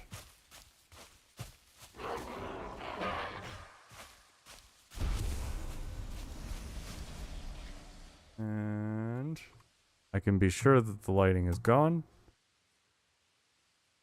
I can be sure that the lighting is gone. For sure, 100% that worked. Cool. So now I just need to do the same thing for the other one. So I'm just going to copy it. And then we'll go into the motivated forester. Monsters, motivated forester, keys, and we'll just do the same thing right here.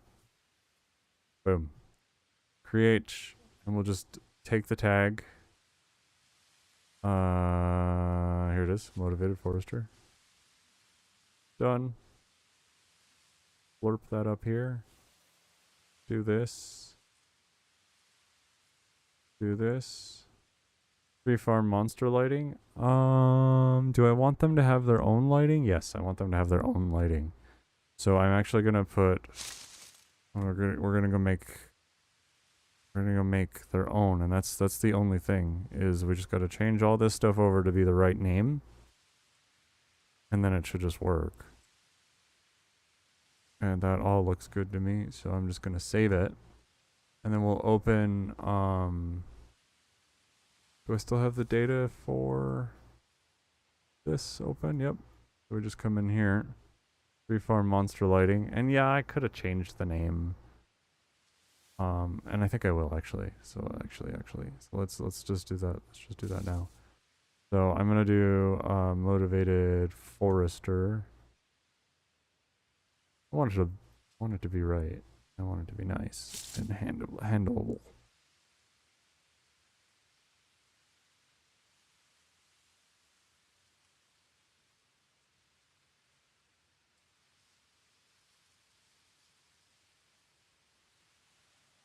Okay. Now I'm just going to copy this because that's what I want it to be called. So I don't mess that up. Close that. And we're just going to put this here. And we're going to put that there. And then I'm going to scroll down.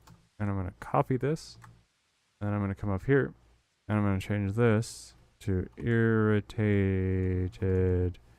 meeting attendee. I'm going to copy that. Paste that. Then I'm going to copy this. Save it. And I'm going to reopen the irritated meeting attendees keys. And we're just going to add that data in here that I just changed so that that all works. And now in theory, all of that should just work. So let's test that. So let's retest the irritated meeting attendee. So it's light spawned. You can see it a little better. It's lit. Okay. And now it's doing its cast. And it's gone. Okay. Let's see if the light gets removed. I don't see it anymore. The light did get removed. It didn't get destroyed. So let's summon our motivated forester. Motivated. What? Motivated forester. Ah!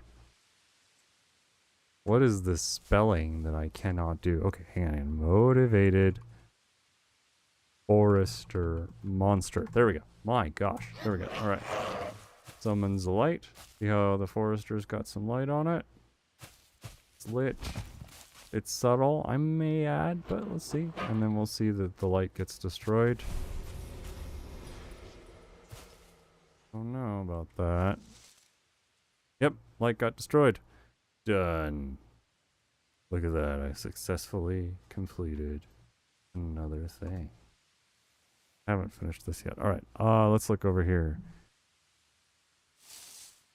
A Big Fat Snake says, I've seen some death maps. Yeah, for sure. We have died so many. Luke says, so this is a custom event. Yeah, kinda. I built a few custom a few environments for players to do stuff in. I built a tower defense, so we have a tower that we have to defend from waves of monsters. And we have a tree farm where we can go where trees get planted by monsters, and they get chopped by a troll with the troll with the, the troll with a log. He's a log troll. He chops them down, and we get wood that way. That's how we get our wood. And there's another area too. I built a museum for all of my founders. Once we get gear upgrades, so like right now we get gear off of monsters, just like any other game, right? You get gear and you can upgrade the gear at the tower.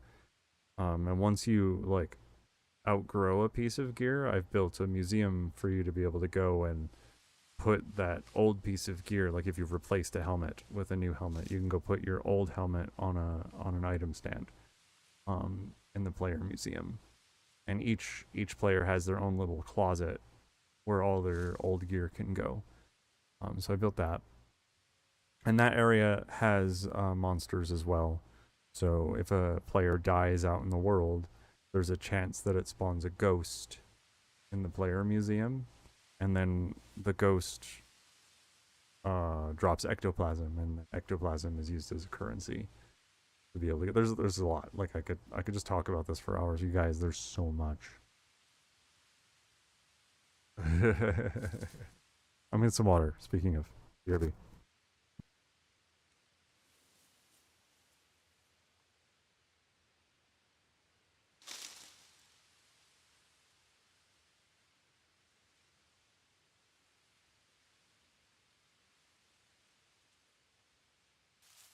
All right, I'm back. Big Fat Snake says FFD. I don't know what that is. Sorry. Flying football dog. First Friday day. I don't know. Flippity floopity doopity. Hey! Alright. Okay, so I accomplished two things. I really do want to spend a moment to try and figure this out, but let's make the enraged foresters enraged. Congus says it is super fun. I'm glad. I'm glad that you've had fun. You've been so busy.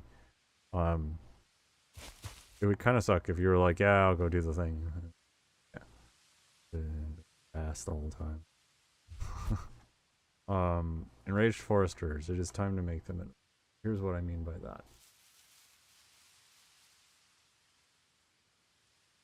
Time for us to be able to start practicing this. Go into their data. Monsters. Where are they? Activated forester. They're probably under Frank. Yep, they're there. Congress says no, it's awesome. I wish I could join some often. Yeah, we do too. Sure. Glad that you got moved and stuff. Sure that there's a pile of stuff that you're still working on there. Alright, so enraged foresters.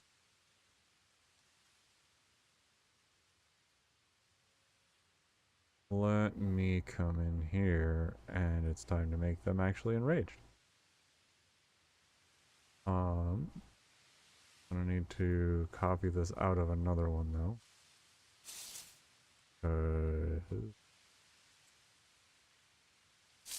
Data doesn't exist yet, so I can just pull it out of this. This does it. This is just a template that I use. Here we go. Shoot, was that a string or was it a vec? Dang it. See, I just don't remember that stuff. That's all. I'm gonna put it in the right place. It is a string. Okay.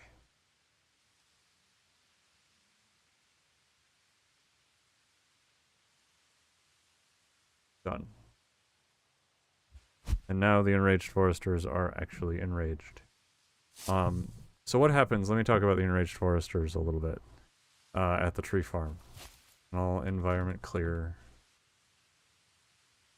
Final day. We'll leave it nighttime though. It's because it makes my eyes a little bit easier. Congo says, "Yep, all moved in. Maybe 2/3 unpacked. Good job. That's pretty quick." Some won't be unboxed until you buy a new bookshelf. Ooh, nice. Buying bookshelves is exciting. Furniture shopping is exciting sometimes. The one you had didn't make the move this time. Oh, I'm sorry about that. But again, exciting time. Luke says, "Oh, this is all the data behind the scenes." Yeah. Stuff never seen behind Valheim. Yeah, for sure. That is exactly what it is. I'm doing some behind the scenes stuff. Now I'm just like you said, modding, so I don't even know what like the Unity stuff looks like, because modders will post like, "Hey, this is what I did with Unity engine." It's like, nah. Kongville says, "Don't own much, so it doesn't take long to unpack." Yeah, see, that's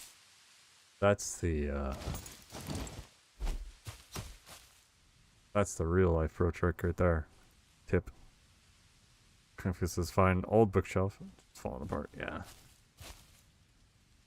Alright. Oh, let me show you what I mean. Enraged Forester. So spawn, object, grayling, data. Enraged Forester monster? No. Oh, it's just Enraged Forester. Okay, so the tree farm. Let's talk about what the tree farm does a little bit, because I'm gonna spawn. I've spawned a couple of the monsters in. So the way they work is we spawn the troll in by sacrificing a trophy. It's like a currency. You put a quarter in the slot and you get to play a game. That's what this is. And that's my general idea around this whole game is we get to choose what we're going to do. Like, you put a quarter in the tree farm slot, you do the tree farm for 12 minutes, and that's how long the encounter is. It's essentially a 10-minute fight. So, Frank spawns, a troll spawns. He's a log troll, so he swings a log with his right hand. He spawns, and he attacks players. And his downward smash attack does like a frontal line. It's just your basic video game monster. When it smashes downward with a big log or a big hammer or something, how it does like a line, a cone in front of it. So it does that, so you have to avoid it. And then it's also got a slash attack, and every time it does a slash, it spawns graylings, just little foresters. That's what they're called. They're just little foresters. And when we kill one of those, it spawns a sapling, and then the sapling turns into a tree, and then Frank, the troll, will ultimately chop down a tree if he gets too close to it and swings at it, or if his frontal line attack hits it. So that's the basic gist of it. Frank also has 2 skills that he does. He shouts twice. He does like an AoE shout attack where he'll stand in one spot, and then he'll take a deep breath, and then he'll shout, and anything within, I think, 20 meters will take damage. Just like, your basic monster from every video game ever. So you want to get away from him while he does that, so that you don't get hit by it. And it also hits trees. It breaks trees. And it also kills graylings. So whenever a grayling gets killed, it spawns a sapling, and then it spawns a tree. So it's like constant churning of wood as we're going. In a good way. And then after he shouts, it spawns the irritated meeting attendee, or the other one, the 2 that I was just working on. So it spawns those, and we have to deal with them.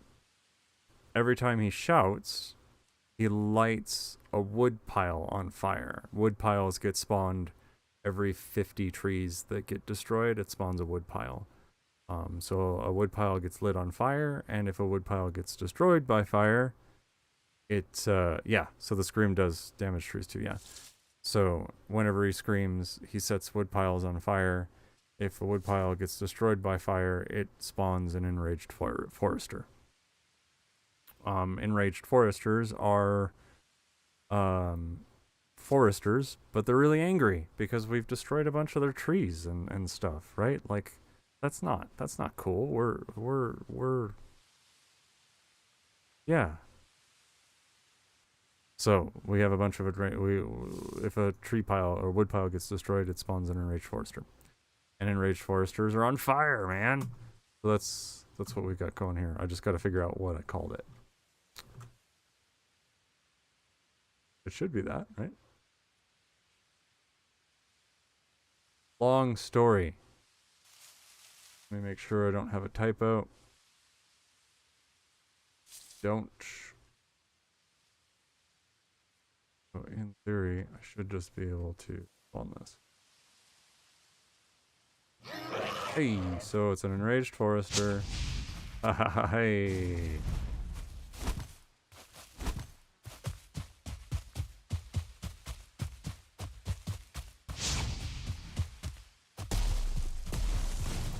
I'll work on that a little bit. But yeah.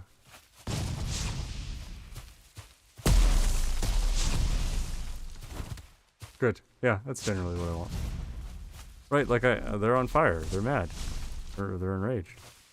All right.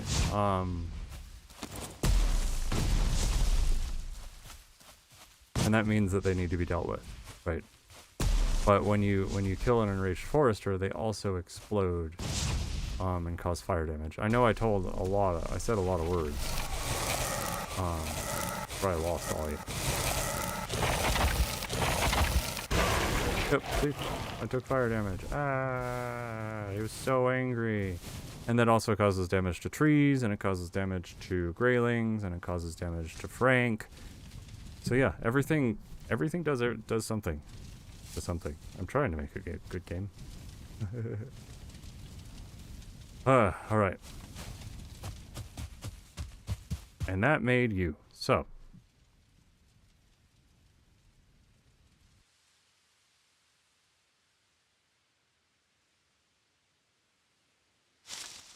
Enraged Forester is done. Now, I had signs or spells, and I'm kind of tired and warm. Yeah, my wife's joining in.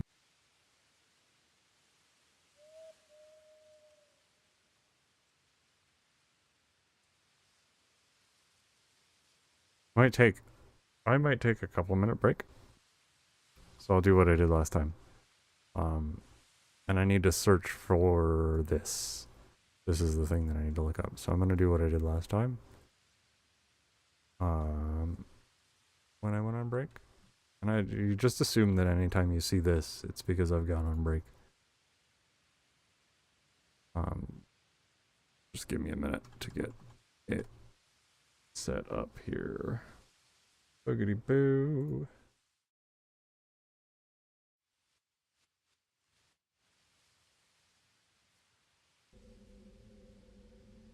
Alright.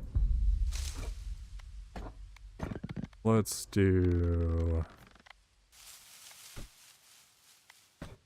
Symbolics Pit. And I want it to run this. I don't know, whatever. Alright, this is a pretty fun game. This is called Ball Pit. I have a character that runs the game by itself. So I'll be around. I'll be here, but I'm just gonna take a little bit of a break.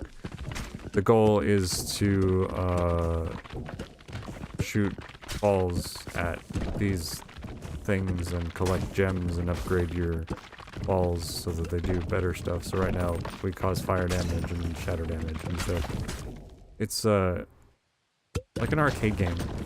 Like if anybody remembers like the old classic arcade games where like you had an airplane or a spaceship or something and you're flying around and you're shooting at alien creatures or alien ships that are flying towards you and you have to destroy them to get to the end of the map. It's that, only in a hallway where the balls bounce back and forth. So anyway, Kirby.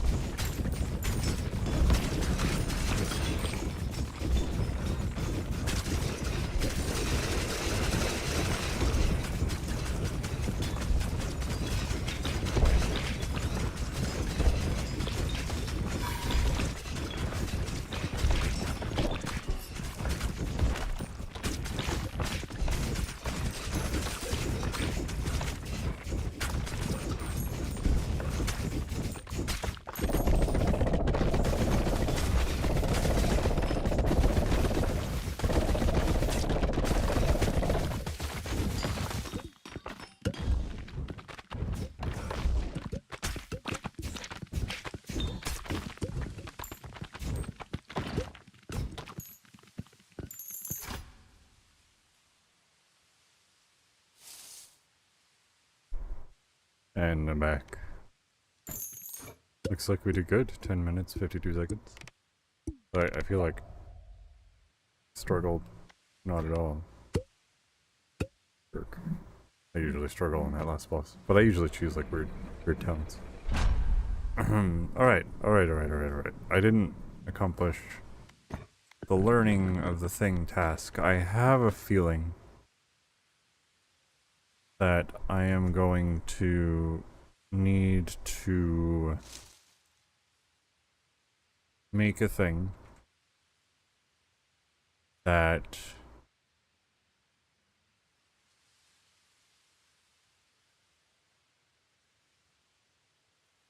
spawns. Yeah, it's fine.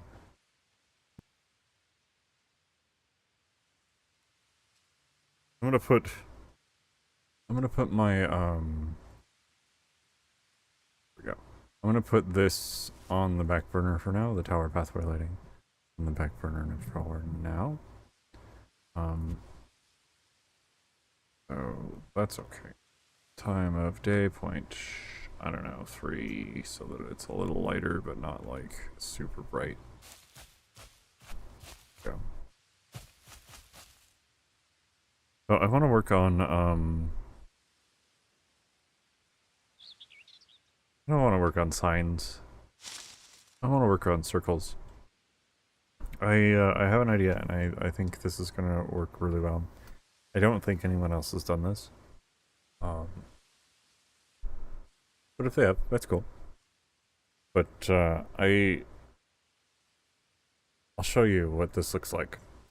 Here is what B-bomb looks like in the background. And by B-bomb, I mean coal bomb. Those are two totally different things.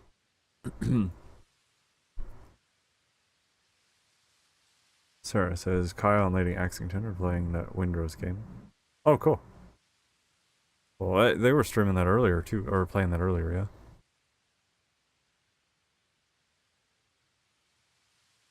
I have to pop over and watch that for a little while. After I'm done. Okay, here's what coal bomb looks like in the background. Really what we're talking about is the effect. We're gonna look at the effects for coal bomb. Here is what happens with coal bomb. So piece... Okay. Gosh, I have to go so far back for this. Oh my gosh, I have to go so far back. So I'm gonna walk you through this, but it's a long story, so there's no reason to go all the way back. But here's the effect. When the coal bomb goes off, this is the circle. And that's what I'm working on, is the circle. This is what that looks like. This is what the circle looks like in code. It's just this block of just nonsense. And each one of the points on the circle is individually calculated. Because, you know, who doesn't like doing trigonometry? Anywho, I don't. So here's what it looks like. This is what I'm talking about in game. Do I have a bow? Do I not have a bow? How do I not have a bow? Spawn bow. What a noob. Here's what it looks like in game, right? So this is what I'm talking about. It's the circle that goes around the coal bomb. That's what this is. So we're gonna work on that for a little bit. I want to make a different way to do that isn't this, because this is pretty labor intensive, right? Like this, regardless of like all of the etc that goes on, like this is pretty labor intensive. So we're gonna work on that. I'm just gonna copy this so that I don't have to redo it, and we're just gonna make a new one, and we're gonna copy this, and we're just gonna we're gonna make a new one for data too. So let's do prefab layer, and like I don't know if Scott's still here or not, but Scott was asking about the program that I'm doing the typing, and the program's called Notepad++. The really nice thing about Notepad++ versus just using Notepad is once I type something in, I can use it again So like I can come down here and go prefab player, and I can just use it again. I don't have to type it. I just push enter. That's really nice. Anyhow, I think that's just like basic programming application though. Type. So type. So this is what I'm doing is prefab player. If it starts with prefab, then this is a rule that I'm making that the game is going to react to. So right now, once I save this, the game will be looking for any player type to say, what do we just go? I don't know. It's what I usually just do test, but I feel like I want to do like a fancy thing. Anyhow, so it's the game will now be looking for any player to say test 1 2 3. And we'll do trigger rules. True. Okay. And then what we're going to do is we're going to poke that player. And we're going to... No, I don't need to poke them. I just want to spawn a piece Jacko turnip. And it needs to be prefab. Piece Jacko turnip. I used Jacko turnips as totems to base effects on. And the reason you'll see maybe here in a little bit. I could use the player as the base, but it wouldn't work for what I'm doing now. So anyhow, position. I don't need to do anything with position. So data. We're gonna do what do I want to make this? We'll just call it a template. And we'll call this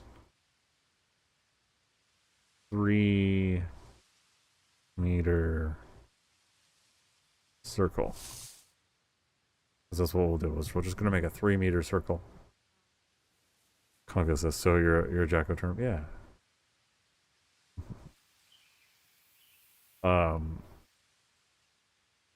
Template 3 meter circle. I'm not gonna do anything with position, but I do want rotation.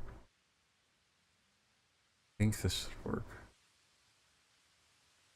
Alright, I'm gonna save this.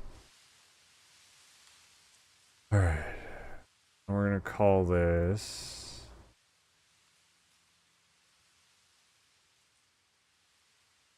and prefab. Call it testing. 3 template 3 meter circle. Dot YAML. Save. Alright. Why is it green? Why are you green? Anyhow. Alright. Trigger rules. True. If you make a script in world edit commands and it doesn't work, it's because trigger rules is off. That's just probably the way it works. That's what I've learned. Okay. So like in theory, if I just come over here and type test 1 2 3, it'll do a thing. It's not gonna be right. Okay.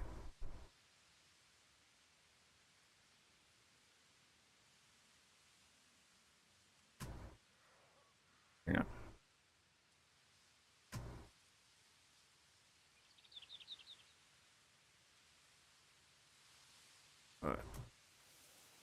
Nope, that's the wrong thing. Hang on, did I save it in the wrong folder? I can't, I have done that.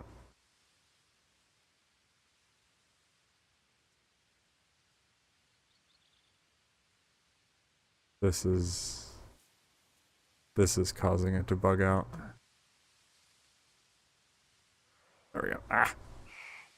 There we go. Now it should work. Nope. Oh, what? What are you doing? Do. It's alright. Not a big deal.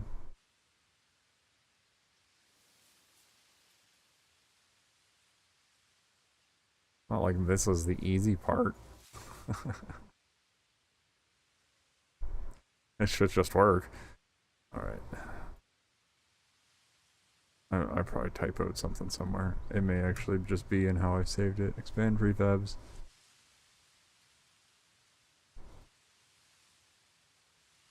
3-meter circle.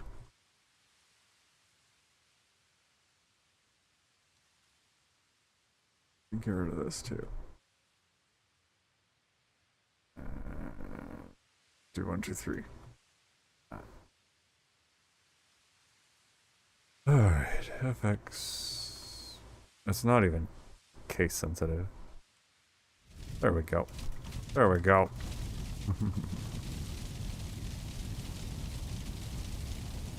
Alright.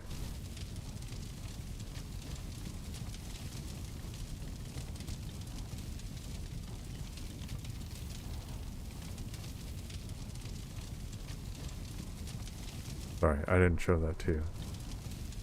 There we go. I'll do it again. There. Now it's working. Spawning a Jacko turnip underneath us anytime I type that. Which is what I wanted it to do. It's just, these aren't totems, because they're breaking. If they were totems, they wouldn't break.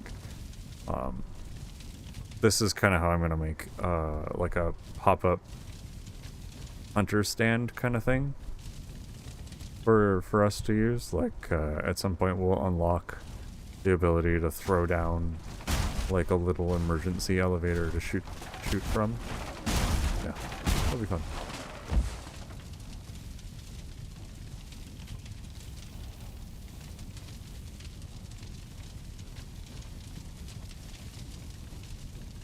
It says, oh, what? That's something. Yeah, it is. That's funny. Alright, let's add data to this, because again, clearly that's not correct. So we need a totem, and I don't really feel like doing the work, so I'm just going to go into something that I've made totems in. These are totems. I'm just going to copy one. Boop. And we're going to put it here, and we're just going to name it whatever I told it I was going to name it. So this. And then we'll paste it. And I don't need position data. And I don't need rotation data. So let's get rid of that completely. And let's save this. Config, data,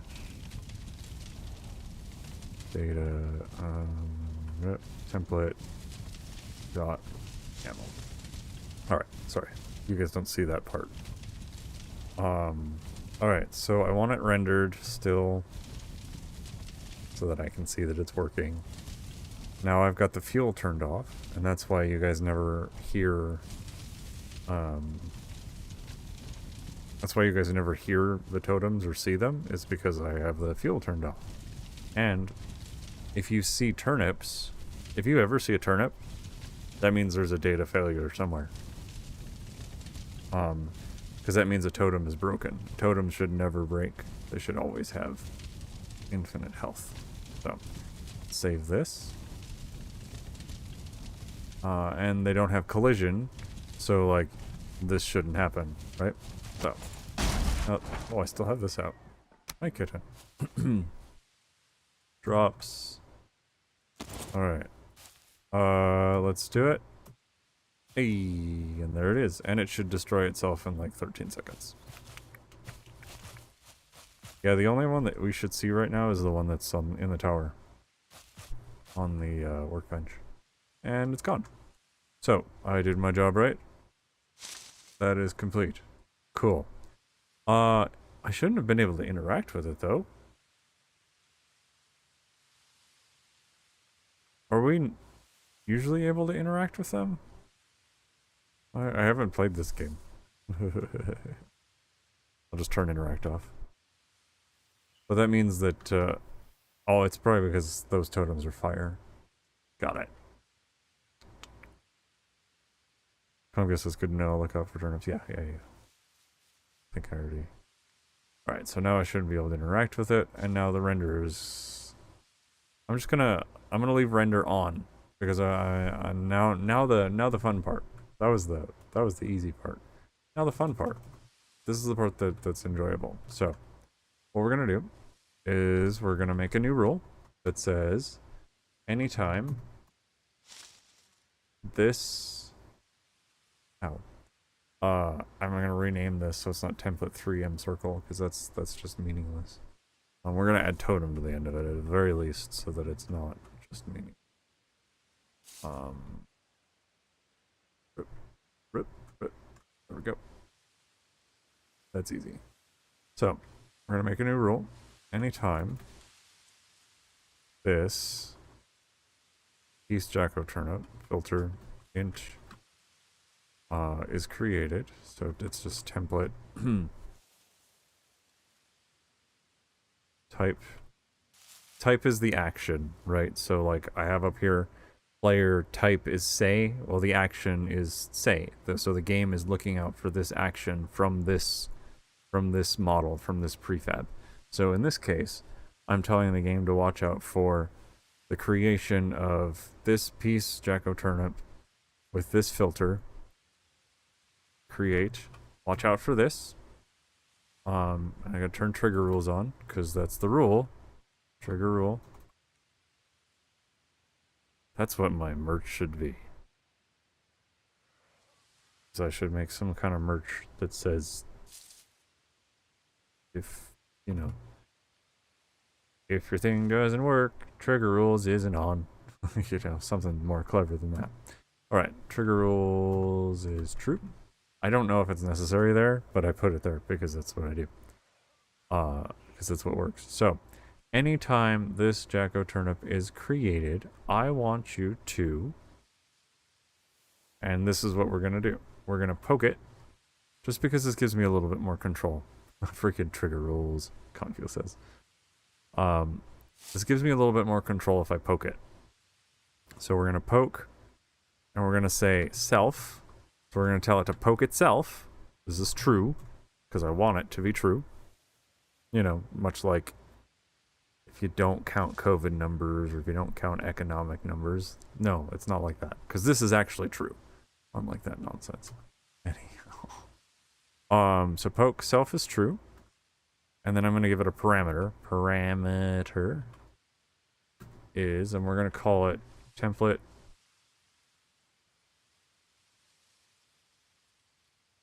3M circle.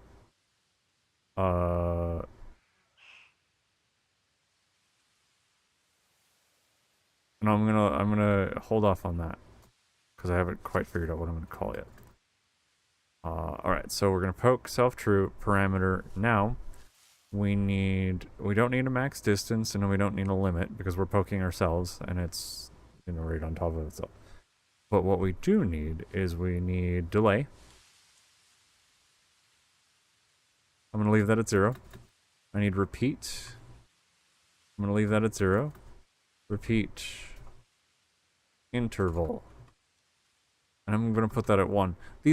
They all do what they say on the tin, right? Delay delays the poke, repeat repeats the poke, and repeat interval is the time between the time that it pokes itself again, right? So so in this case it's one interval, which is like a second, except it's kind of not, but it might as well be. Alright, so we're gonna poke ourselves. Now we're gonna tell it what to do with itself. So prefab piece Jacko turnip type, and this is a type. It's a poke, and it's I don't know what to call it yet. But we'll get there because I'm not really sure what it's gonna do yet. Do you know what I mean? I just know that it's going to poke itself. And it might repeat that poke, and there might be a delay that's necessary.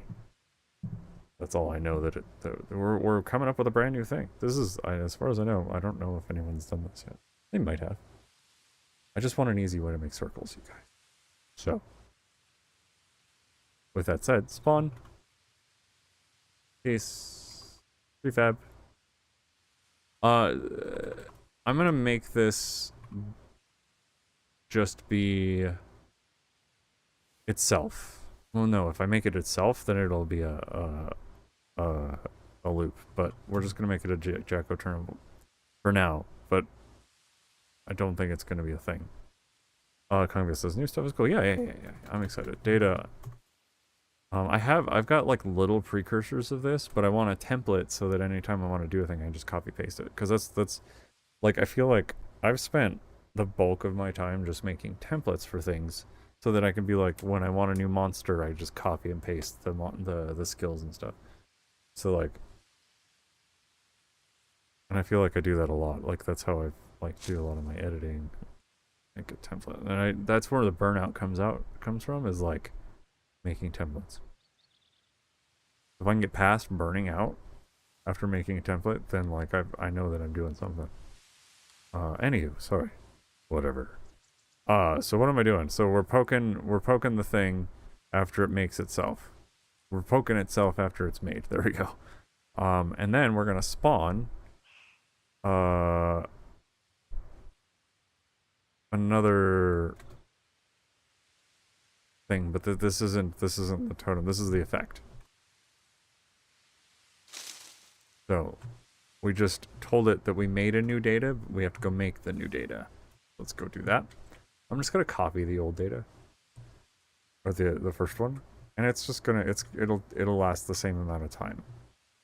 13 seconds for now. That's about the amount of time that I've done on everything else too. All right, save. So now we've made the data, and we're gonna do POS. Whoa, that's big. POS. And we're gonna do 0, 0, 1. We're gonna do it right on top of it. Let's see what that looks like right now. Right now. Ready, set, go. I don't think it did it. Object remove. Hang on. What did I do here? Let me look at this. Yeah.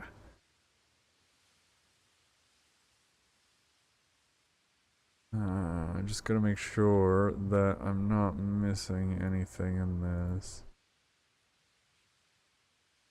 Let me make sure that I don't need this here. I don't think I do. I never know. Poke, self-true. I think part of the problem.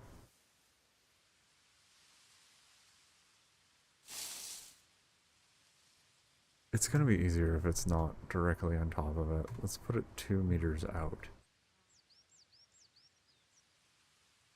That kind of gives up the whole big, doesn't it? Alright, so it didn't spawn it. Let's figure out why. Okay. I didn't look at my error log, and I'm just like flailing. Alright. My error log says I spelled parameter wrong. I thought it looked funny.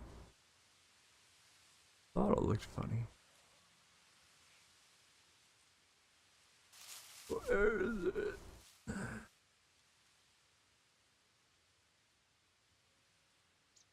Okay. No, I didn't spell parameter wrong. But I think I'm having like a little bit of a brain fart in terms of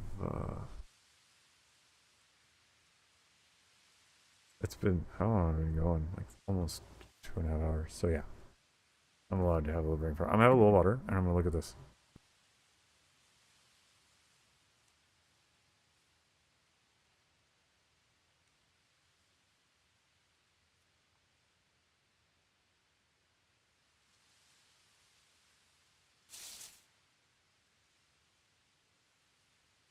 I'm back. Let me see if I've got a self in here.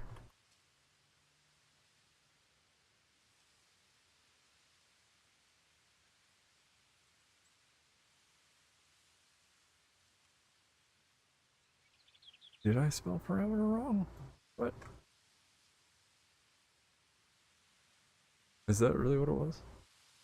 Yeah, okay, okay. Boo. Alright. Eyes are tired. There we go. Problem solved. Okay.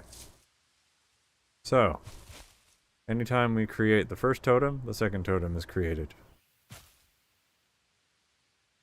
That's exactly what we wanted. That's exactly what we got.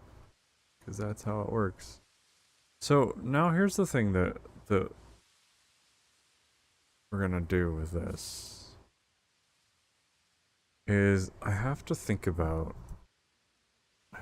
my brain through on what it is that I want.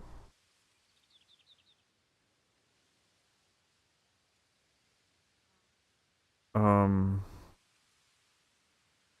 So there's still work that has to be done, right? Like it's still gonna end up feeling like a list of all right, let's just refresh our brains what we were working on. Remember, this is the effect that I'm trying to replicate, except I don't want to have to do all of this nonsense garbage math to make a circle, like from a starting point in the center. Like I don't want to do that. So in order to do that, what I'm gonna do is I'm gonna take this. This is the initial totem, right? We're gonna take this and we're gonna rotate it.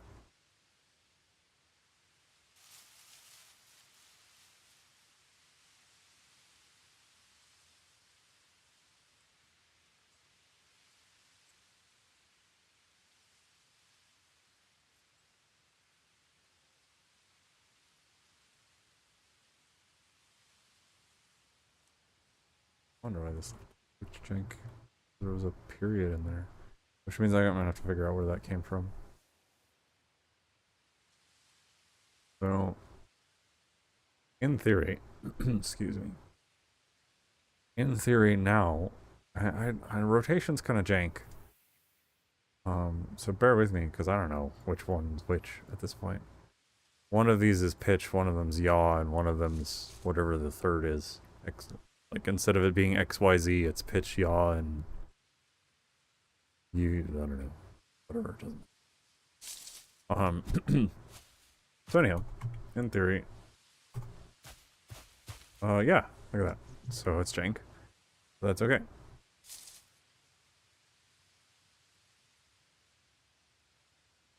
So we're playing with rotation now, so it's either pitch, yaw, or whatever the other one is.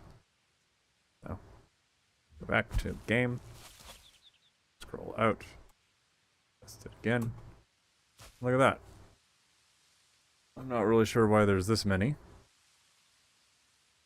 But, you know, that's roughly what I'm looking for. So now we get to troubleshoot why there's this. Hang on. Hang on. I know why. Hang on, please hold. I know why there's that. Let's close this. Because now we need to figure out what the actual rotation is. So, which way is it going to come out? So that's forward, right? So, one of them is forward. And I guess I need to add rotation. I guess I need to add rotation to the, Congo says, nice. That one's having problems. Yeah, the one that was like off on its side. Yeah. So I added rotation to the first one, but I'm going to put it at 0 so that we have a point of reference. So now we have this controlled. Before it wasn't really controlled. Now it's controlled. So we don't know what's what though. So let's fix that. Now we have complete control.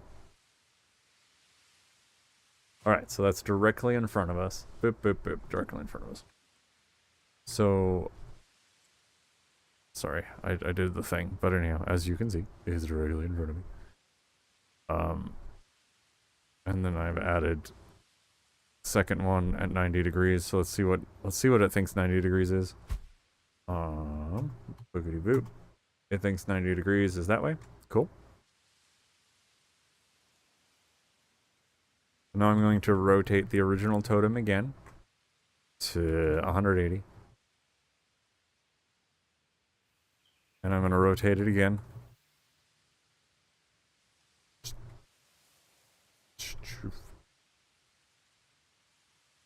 Hello? 180 plus 90? 270? There we go. I got it before it did. In fact, I knew it before it was, but it didn't feel right. Things don't feel right. You know, my brain's tired. So I don't need to do this one. Okay. So, in theory, I should have 4 of them. Boop. No, it's not a circle. But it's the makings of one, right? Because I've got all 360 degrees to play with. So that's actually my square. Like, if I wanted to, I could just save that as a square. And I said this was going to be 3 meters, so I need to come down here and change this to be 3. But another thing that I can do is, let's say I want it to grow. Let's say how Frank has the forward attack that like has a little bit of a delay, so let's add delay. Do I need to add delay? Yes, so I need to add delay. I can add delay individually too. So the poke is delayed potentially, but I can also delay the individual spawns. So we'll add a 2-second delay. And it'll go out 3, 6, and let's do a 9. And then we'll do a, what's it? 12. The only problem is you have to also do the delays math-wise too. Otherwise, if I left those all at 2, they would all just happen at the same exact time. So now what we should see is when I type fx, these 4 things are spawning inside each other at the same position, just different rotations, with front being a different location for each one of them, right? And then these are just being created, or now the next rule spawns these guys in, but they spawn in front of the totems as they spawn. I'm tired and I'm not explaining it right, but that's what's happening in a what's it.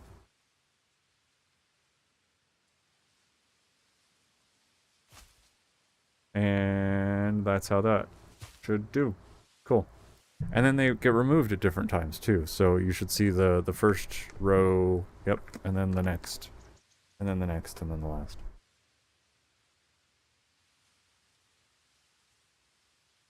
So we just redesigned like Thunderboar. That's essentially Thunderboar's attack in a nutshell. Except I've made it so that it's more it's easier to expand. It's easier to add to, and it shouldn't be as complex. Now, delay and repeat up here allow me to do exactly that, but it's not an effect, so it won't look very cool if I delay and repeat it. So now we need to work on the circle itself. So I'm actually just going to delete these because I don't need them. I do need this. Rotation is in the far left, and I need to bring this up. Here we go.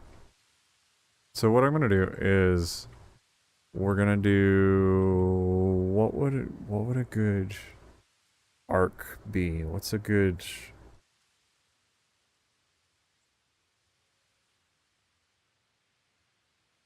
90 degrees is to the right and negative 90 is to the left. So I mean that's still a lot of work that we're gonna do. It's just I guess we've kind of moved the work from point A to point B, and here's what I mean.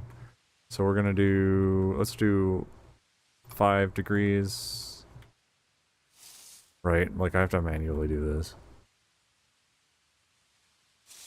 Then we'll do 10. What I'm gonna do is I'm gonna copy it in first, and then I'll go down the line.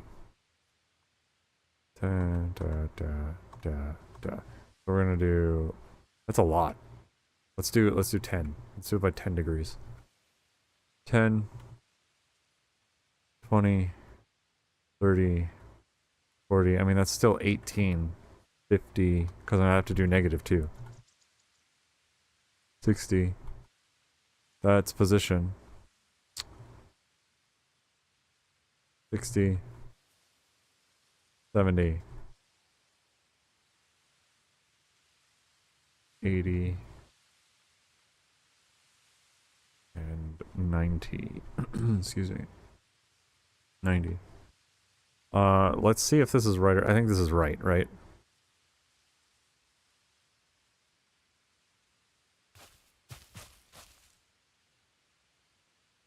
Yeah. Yep, that's exactly what I want. Oh, gosh darn it. No, it did have a... Yeah, no, that's exactly what I want. Hey, this is the next boss attack. Just as a...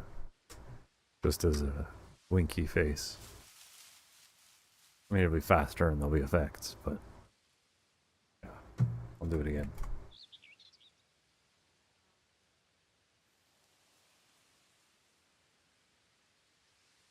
Excuse me, sorry, I drank water without muting my thing.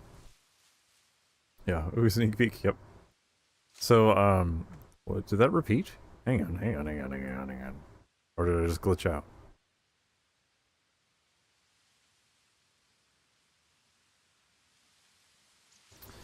Alright, so that's just one side.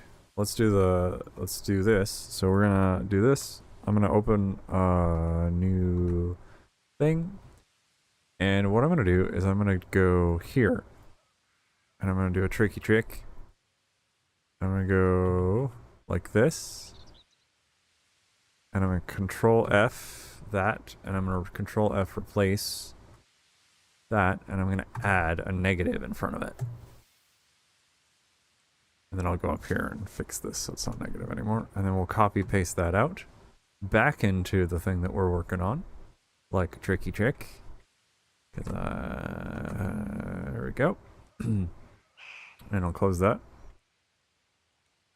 And in theory... Hey!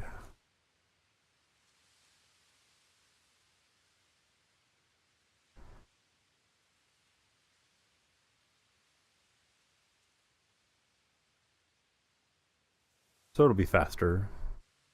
And... probably smaller, right? It doesn't need to be that big. But, yeah. So, any direction, whatever's being faced.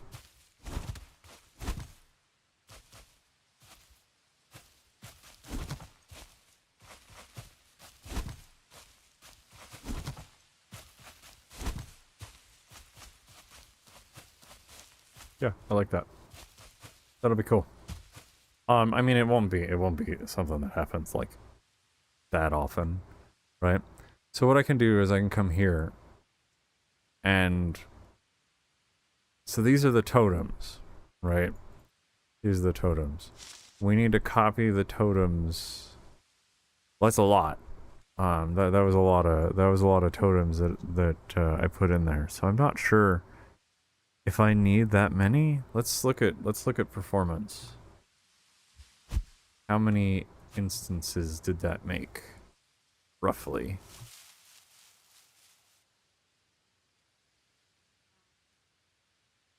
I mean, I'm not having any problems.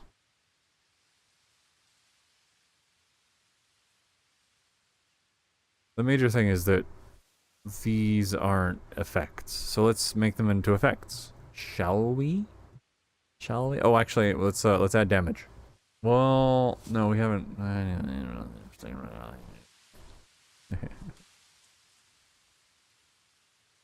All right. What am I doing? These are the ones. These are the ones that are supposed to be effects. Let's bring that.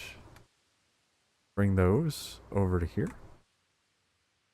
And let's change this from Peace Jacko Turnip, and let's make it into VFX Undead Burn. I'll just cut that.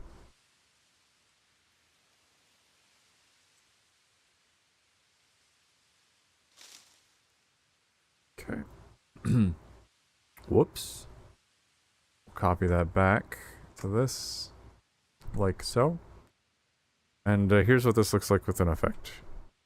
Instead of it just being totems, it'll be fire. And then we can talk about like making it into an actual thing. Yeah, that's pretty cool. Yeah, I like that. Yeah, that's pretty neat.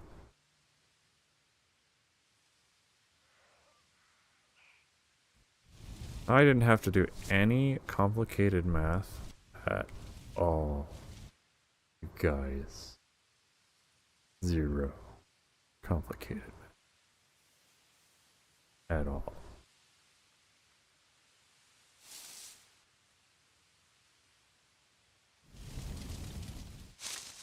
So this effect is actually, it lasts forever. So this probably wasn't the best effect to use. So let's use a different one. Let's choose a different one. Oh, I want to do, because I'm working on an effect, like a boss effect. This is that effect. Nope. FX skeleton spawn. That's the one that I use whenever I want to do like a boss or like a monster effect. So let's change this to, it's not a V effect, it's just an effect. Then come up here and Control F, replace with FX. Hello, brain. Summon skeleton spawn. Replace all. Control A, Control C. Let's go back to here and paste it and save. Now it should just be a pile of these things.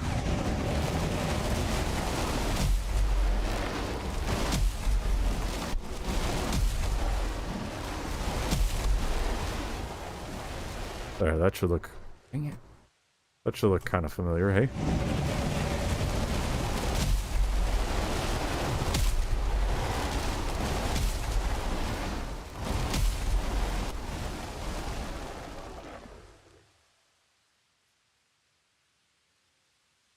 Yeah, I like that. I like that a lot. So, there are some things that I don't like about it, though. So what we're going to do is we're going to go over to our data template. Problem with copying stuff out of things, I have a template that I should just use, but like I've gotten kind of lazy and I don't want to say that while I'm like making something, but I've been like, I need to update my templates a little bit. Let me I'll show you what I mean. Here it is. Okay, there we go. All right. Now we're just gonna mute this. It was a float.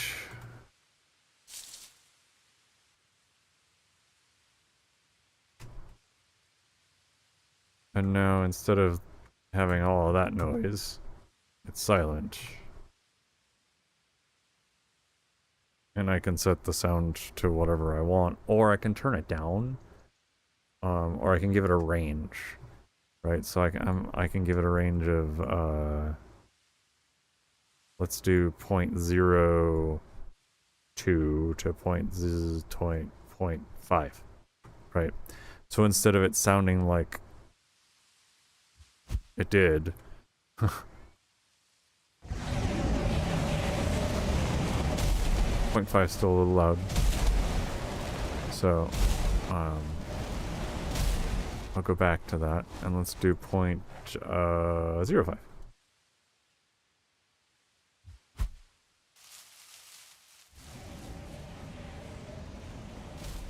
Yeah, that's better. I don't need it to be like super duper loud. Increase that a little bit.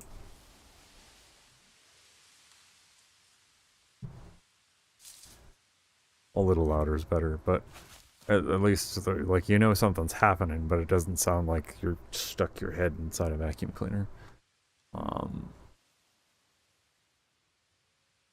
Cool. Now we have to make the damage component. We're not done yet. So, there's a couple ways to do this.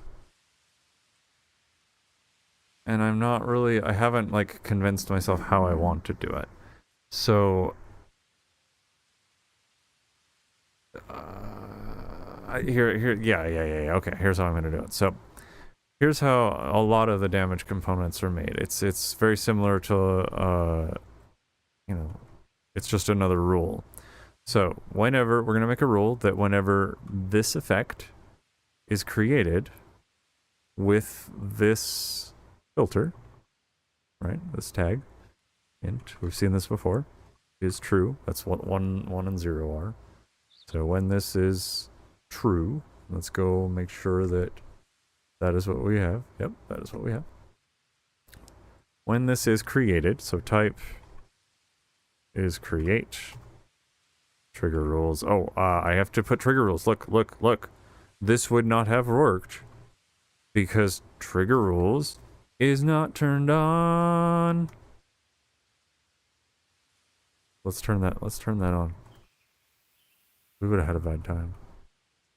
Like this is actually probably one of the most frustrating ones to troubleshoot because it's like, Roy, come on.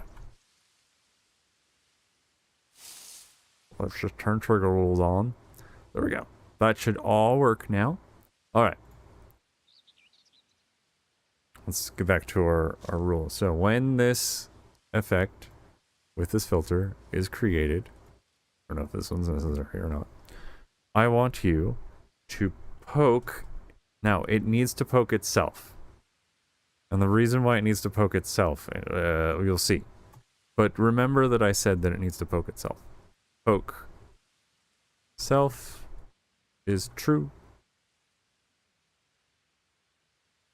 Valheim gal's playing Windrose now. See, that's the thing. Like, Valheim's been up for like three years. And I'm just now getting back into it.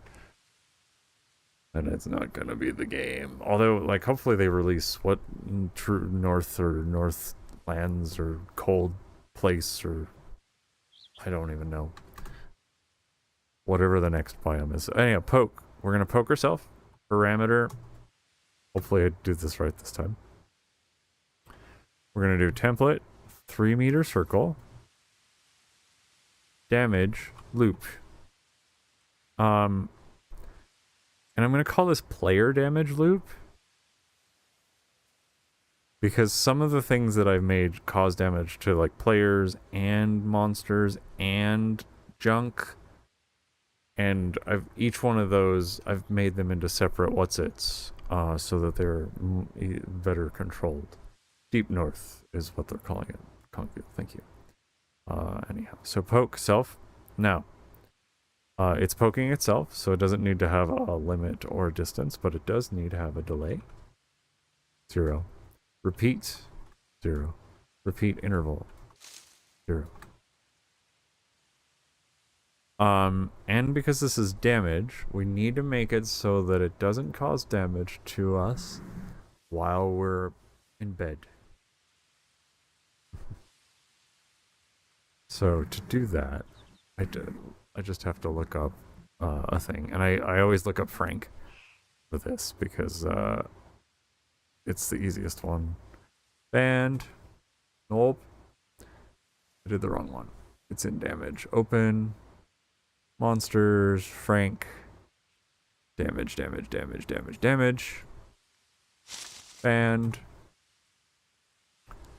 band objects. So what this is a rule. Shoot, I didn't see where I put the rule. Okay. I need this for later. It's important. So, but what that does is if there is this object nearby, it won't do the thing. And you'll see here in a little bit. Prefab.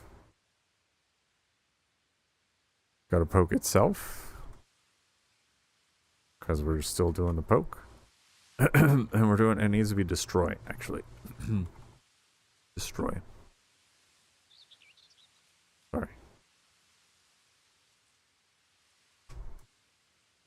Type.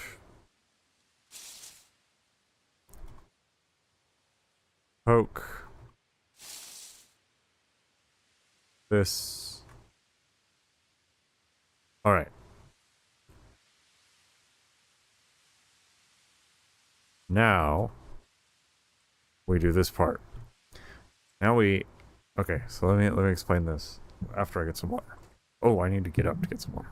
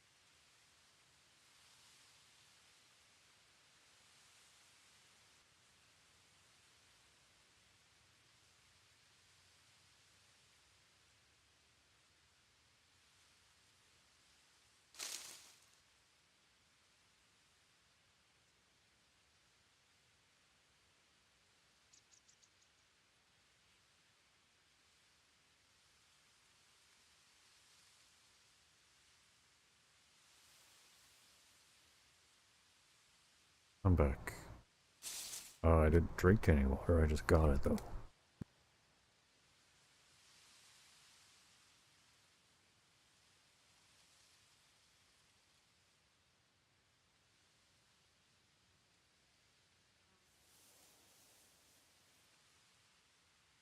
It only works from the inside, right? Alright. So, let's get back to...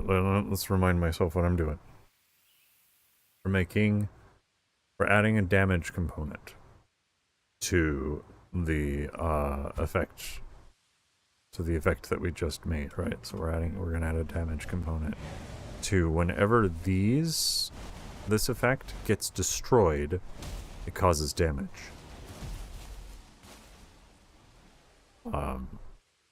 Yeah. But this is pretty flexible in terms of that. Anyhow, so here we go.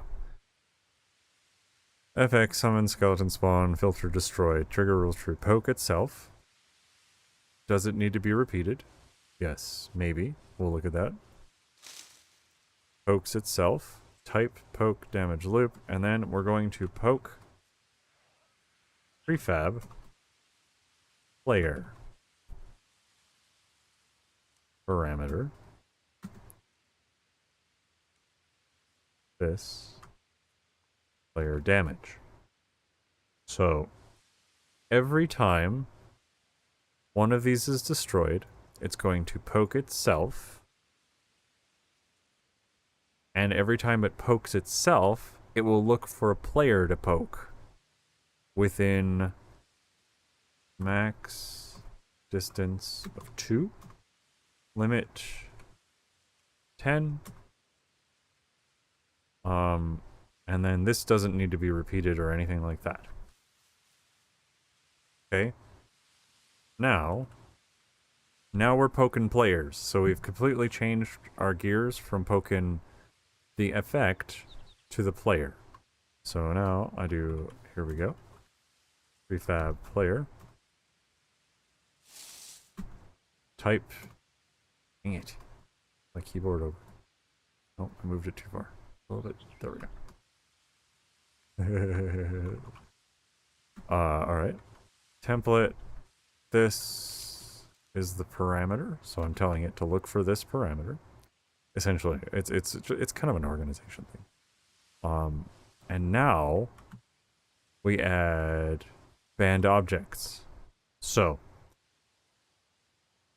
let's walk this through again for my brain. Anytime the thing is done, it pokes itself.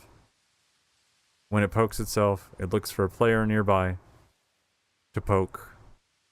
And if it finds a player to poke, then it looks to see if there is a barrel nearby, a peace chest barrel, and 18 meters is as far as we can get. So I'm going to change this to peace. I think I changed this to peace workbench. Is that what it is? It's workbench, right? Yeah, workbench. And I don't want it to go off. I don't want you to take damage if you are within 6. And that's vertical space too, right? So it's a cylinder, not a sphere in terms of the distance that's being calculated. So that's only because I'm adding max height as well. Because like whatever, I don't want you to take damage if you're like in bed in the tower or whatever. All right, so now we add our damage component, and I'm actually just going to copy that out of another one, simply because that's smart work. Active skills, coal bomb. Here is what damage looks like. It is an RPC. RPC is remote protocol call. Remote protocol call. This is kind of this is where it gets kind of jank in terms of it's not jank, it's just this is the communication between me, my server, and you guys, the client. So this is a client remote protocol call, I think, whatever, it's an RPC. The type of RPC is, oops, that's the wrong type. This needs to actually be damage. This would be damage text. That would be like the white text that appears above stuff. That's what that is.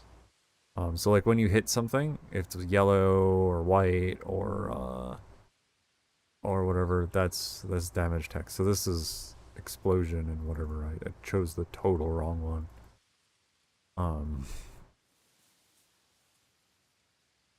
Oh my gosh.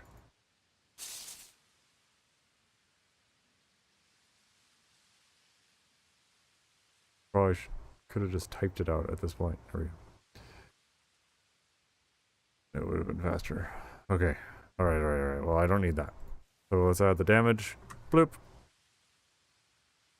Okay, so it's gonna go... There we go. Object RPC. RPC damage. So we're gonna do... What kind of damage do I want this to be? Let's just do damage. Damage is unavoidable 100%. Like if I tell it I want it to do 1,000 damage, it does 1,000 damage. No matter what. As long as all of the rules are met. So that's what I'm gonna do, is I'm just gonna tell it to do 1,000 damage. All of the rules are met.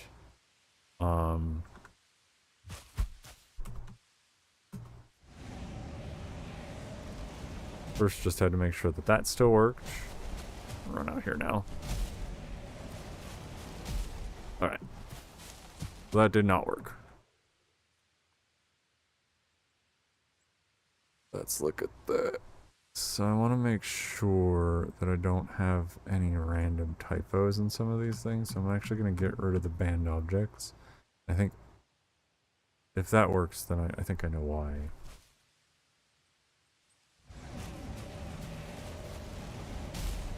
Okay, that didn't work. Alright. Let me look at this.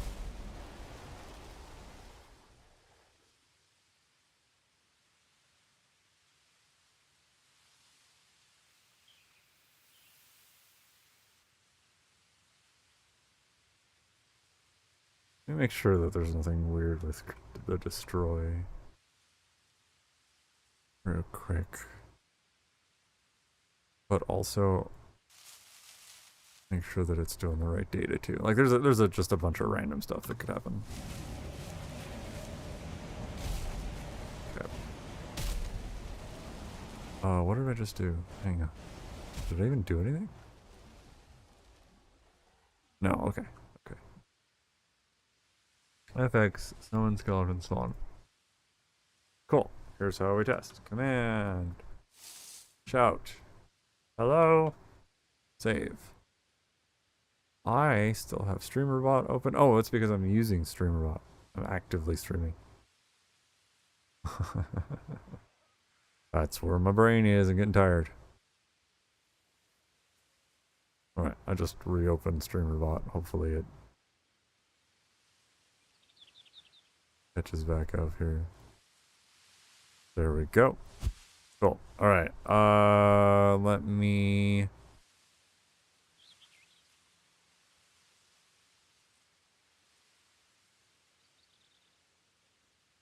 What? Yeah, closed StreamerBot and pushed a button, and now I've got like all of this jank going on.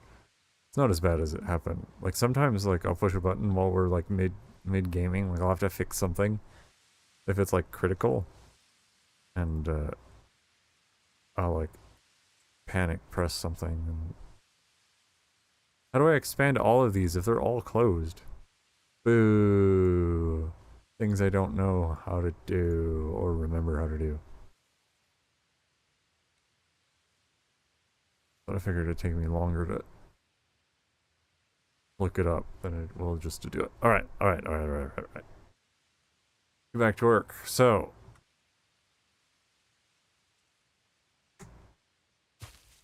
We should see a bunch of hellos. We did not.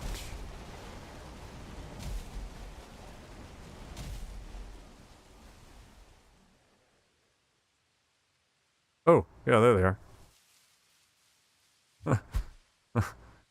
Oh, you know why? Okay, hang on. I gave up too early. You know why? It's because this animation actually takes forever to get destroyed. So like I actually need to go in and destroy it myself. So I think it's 2.4 seconds is what I do. I mean, that might not fix the damage problem, but that's definitely got the, I mean, it took forever for it to say hello. there it goes. Yeah, there it goes. Cool.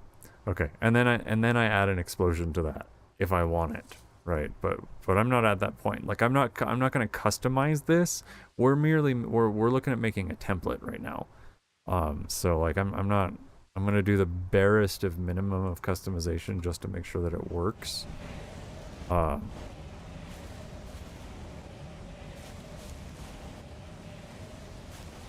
Cool. Now I have to look back at the damage part. Panic pressing is always one, yeah, especially when you're like, no, everyone's dying because the monster's causing, like, way too much damage, and it's just, oh god, everyone died. Anyhow, Sarah says, all the braining going on is now in your head to the tune of a whole lot of shaking going on, a whole lot of braining going on.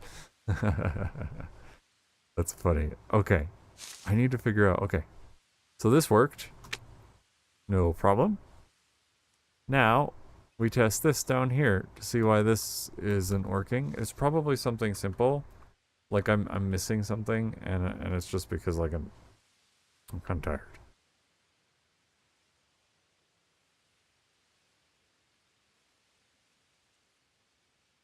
Give it a shot. There we go. Alright, so that didn't get triggered. Cool. Oh, you know why I didn't get triggered is because I'm not freaking close enough to it. There we go. That is just doom. How much damage was that? I don't know. Oh, I counted it. So every time I got hit, I said damage. So I got hit 1, 2, 3, 4, 5, 6, 7, 8, 9 times. I got hit nine times. So I took 9,000 damage with that. Here's that. So I was just not close enough. Alright. Kongville says Matt is the evil DM. Killing the party by overdoing the encounter, yeah. I have tried to keep stuff tuned, but like it's kind of it's difficult. Um, or it was kind of at first. It's still kind of like, especially with like damage over time. Like I want damage over time, and I want it because like I want people to heal. Like I want us to like heal each other through it, and I want it to be important. Um, but like the first time I tried to do it, and it's like hitting for like two HP per second, like 2 actual HP per second, unmitigated, and we all died like instantly. And I was like, oh, we didn't even have a chance. Didn't even know what was causing the damage. We're just team wipe. There were like 6 of us.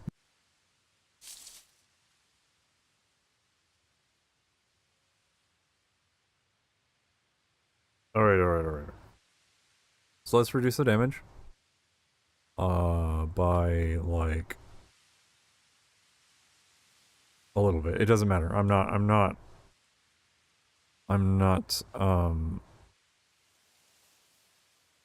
customizing this super yet. So, and then here's what I can do. Like I can spawn an effect whenever a player gets hit, which reminds me I actually need to fix a Frank thing. Let's go into Frank.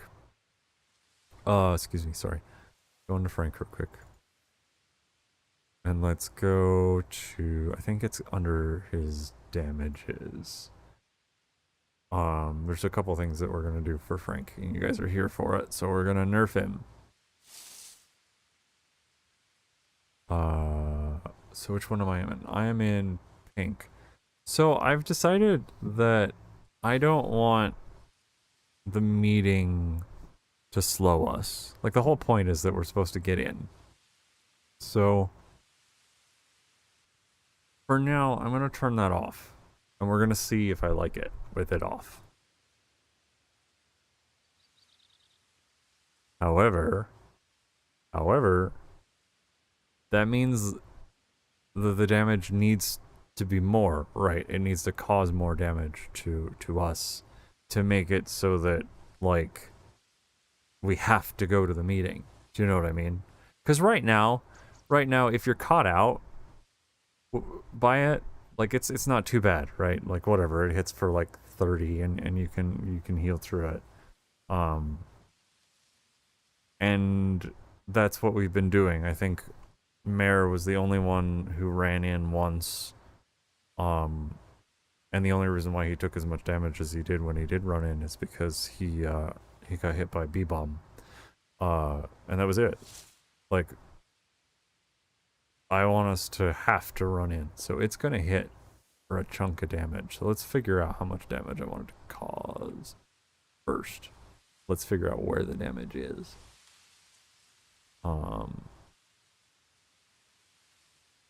Figure out where the damage is. RPC. Oh, this is the wrong damage in general. Okay. So did I change anything in here? Yeah, I did. Okay, this is get rid of the slime. So we're getting rid of the slime. Boop, boop, boop. Got rid of the slime. Okay, let's go into... I know I shifted gears like dramatically. It's just this was something that I thought about last night. And I was like, yeah, I could just do that if I stream tomorrow. So let's go into his actual damage for the meeting. Here it is. And this one's combined a little bit, but it does blunt and chop damage. So let's go up here. Here's how much damage it does. So Frank time chop pink damage is add however many times he's shouted plus added. Okay. So his shout, yeah, I know. This is kind of bonkers, right? Frank's meeting damage does however many times we've done meetings, so however many meetings plus however many times or how many times Frank has been killed. Oh, so his meetings are going to cause a little bit more damage, guys, in general. And then they do 50 in general damage. Okay.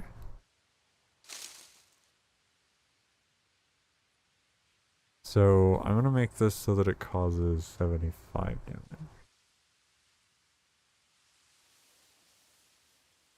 Still gonna be healable. But it's gonna suck if you get hit by it. You know what I mean? It's gonna cause 80 damage.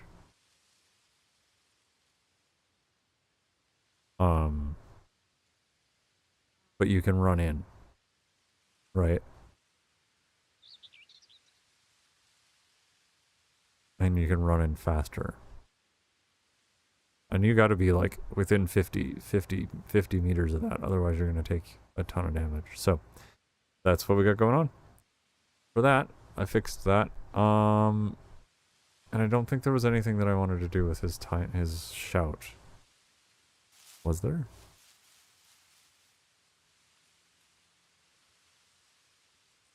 No. Cool. So, Frank has been buff nerfed, I guess. I think it'll be easier and better for us. And then we'll be in there and we can poke him in the butt. Which was kind of the whole point. Like, I wanted the meeting for us to all be able to come together and not be spread out. And because I had it slowed and it let us stay out and the damage wasn't high enough.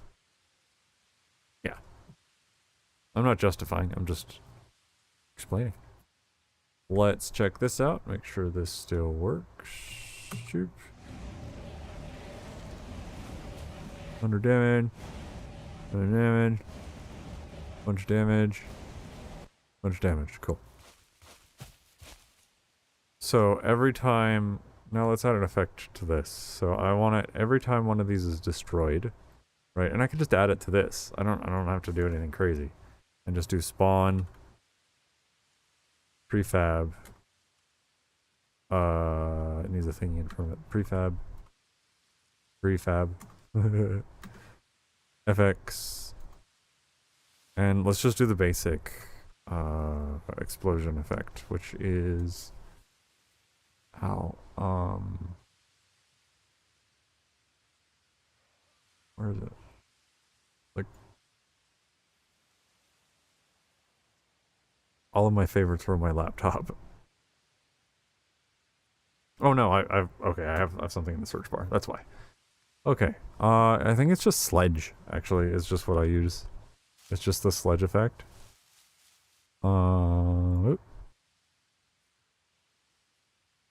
There are a couple other rock hits. I think there's a smaller one. Let's see here.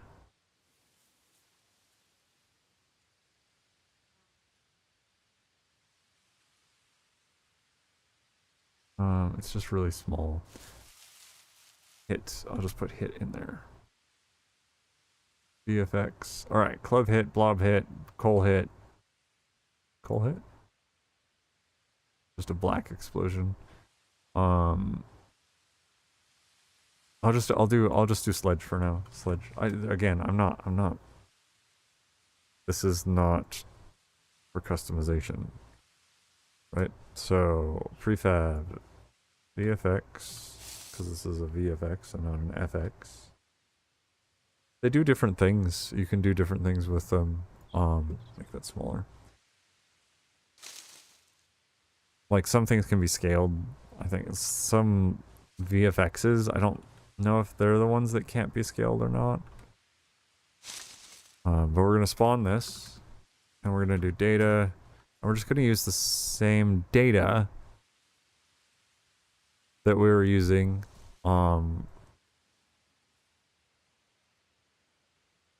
It shouldn't be a problem.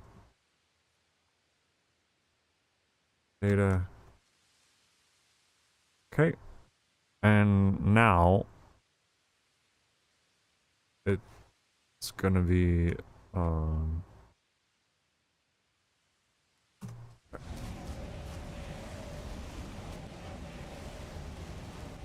yeah. That's kind of bonkers crazy. That's a little much, so I will play with that. Fun though. You really don't want to stand in it for sure.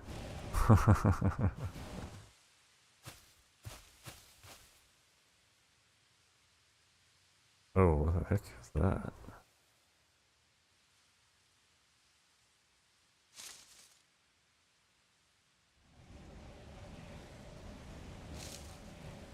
Yeah. So what I can do is I can actually come in here and I can make a new data for it specifically. And I could shorten the amount of time that it's up for and get rid of all the dust. So circle FX, and we just do explosion effect. And then we'll move this, we'll copy this down here too. Right, there we go. And destroy, let's just put destroy as 1 second. For that. So we'll save that data, and then we'll copy this over to where the sledge is, and save it. And now,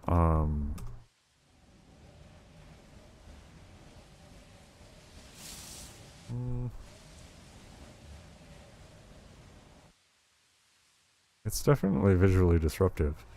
Let's shorten the amount of time again, just to see if that matters.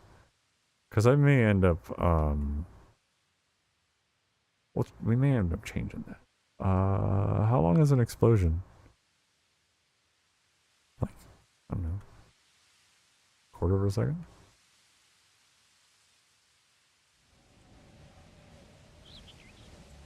Oh, that's way too short. The problem with this is there's so much going. It's so noisy. Let's find one that's not as noisy.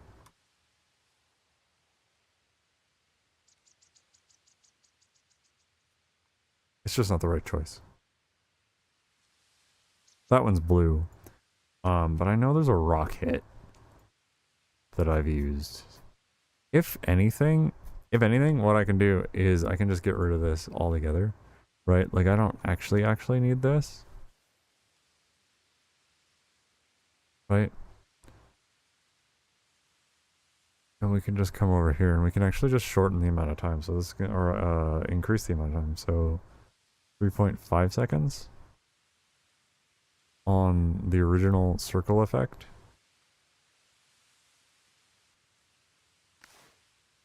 And then, because this has like an, excuse me, this has an explosion component, right? It's just not very big. And it's not my favorite.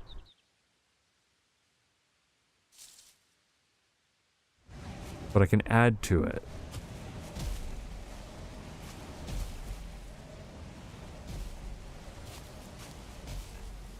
Oh, that was weird. It like barely even showed up. There it goes. It's because I crossed boundaries. Alright, so let's make this a little longer. So like it's gonna be like 5 seconds. Which is really long. But that gives us enough time to get out of it, I guess. That's fine. For now. And then because it takes longer to destroy it, it takes longer for the damage to go out.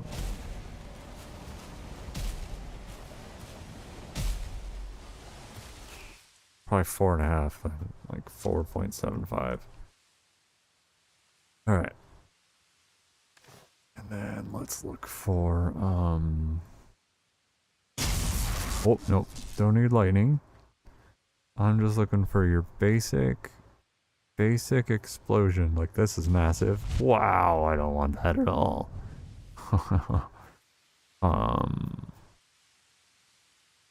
Let's see, let me scroll through this again.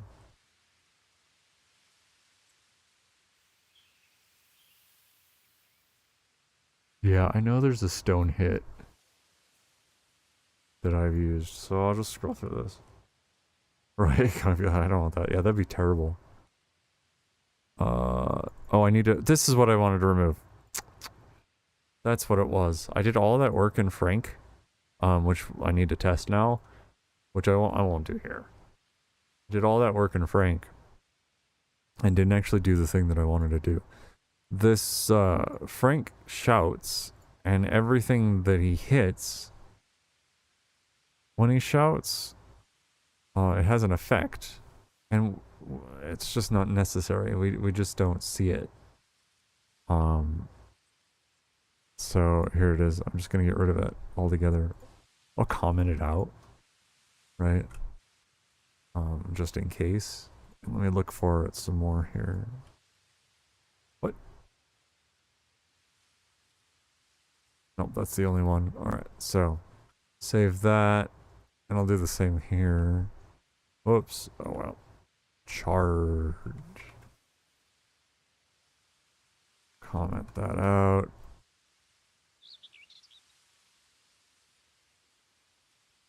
Is that the only one? That's the only one. Okay, cool. Because, like, it just makes a prefab. It just makes an effect for every single thing that it hits. But it's dark. So, like, you don't see it. That'll help. I feel good about that.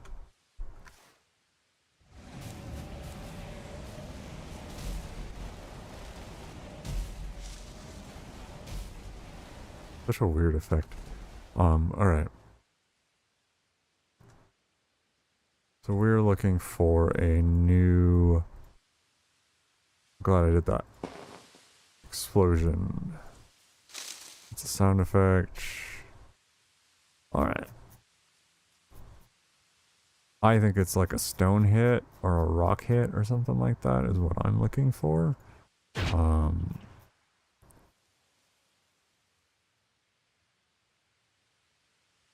Let's see here.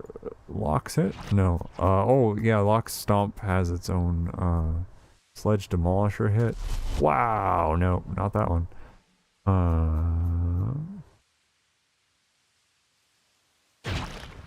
These are all squishy. Don't want that.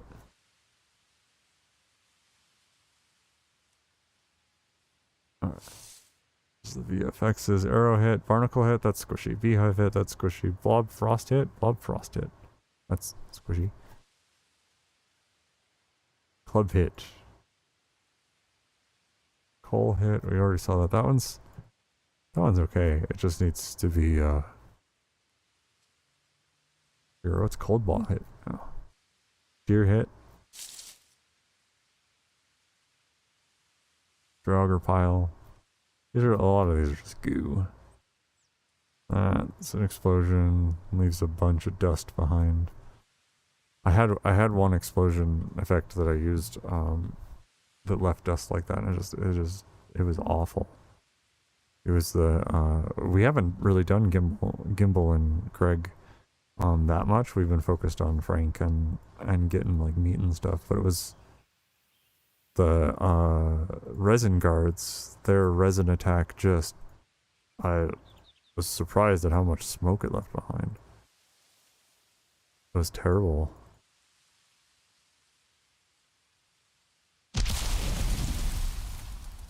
Ew, that was gooey. Marble hit? Rock hit, there it is. Oh, it's tiny. Just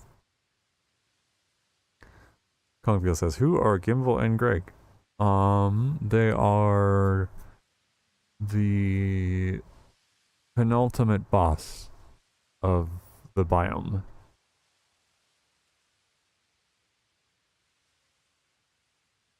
We have not seen them.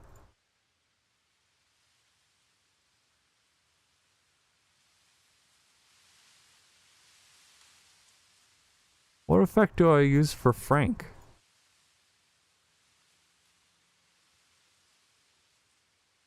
Like, this is kind of ridiculous at this point. Frontal line. What effect is it? Sledge hit. Okay, so it's just sledge hit. Okay.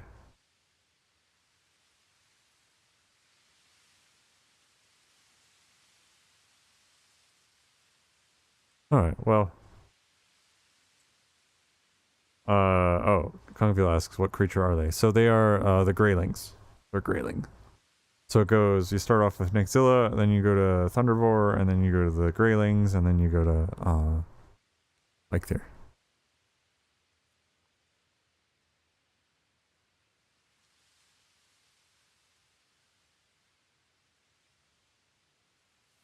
haven't written Act 3 yet. But I made the player museum, and I made the active skill weapons. So I feel like that, you know, makes up for it. I don't know what I want to do with this because that's really overwhelming. I guess what I could do is I could remove the number of them. And instead of it going every 10, it could be every 15? Or every 20? Well, 90 isn't divisible by 20. So... wonder... because it is really dense, right? Like, I won't deny that it's very dense. I may actually just... it's okay the way it is.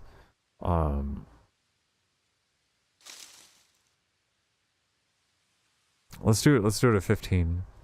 15... 30... oh my gosh. 45... 60...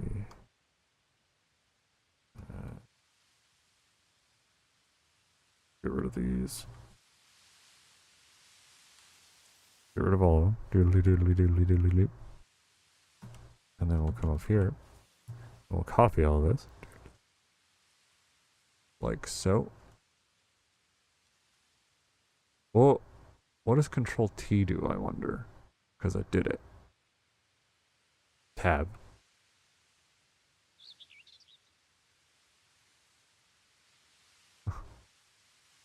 Oh my gosh. There we go. You guys are. I'm just as confused as you are. Alright.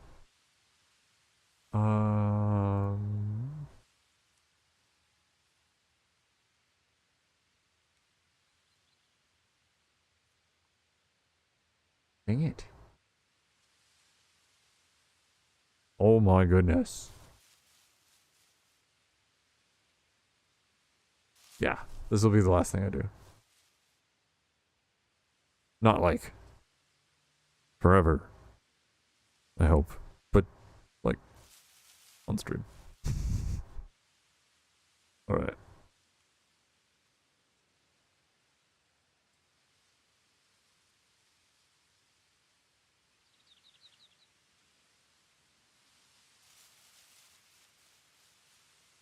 Oh.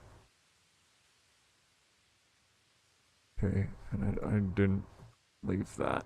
There we go. Yay. Okay. Wow. That was a lot of steps. That was my boss fight for the night, you guys. Okay. I don't even remember what I was doing that for. Oh, okay, I made it smaller. That's why.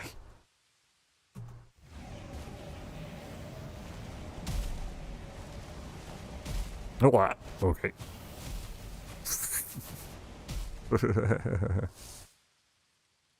Okay. Yeah.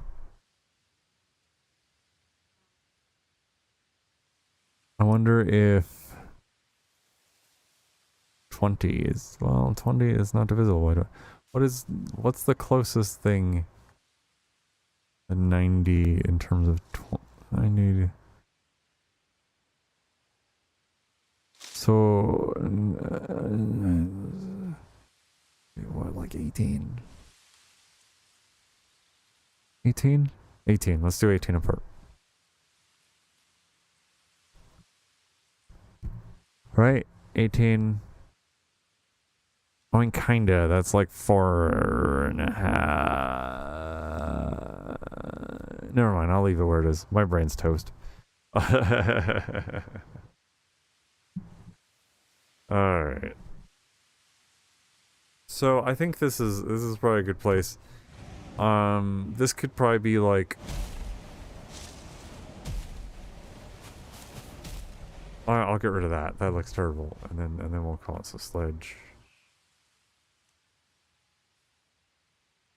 Get rid of that for now.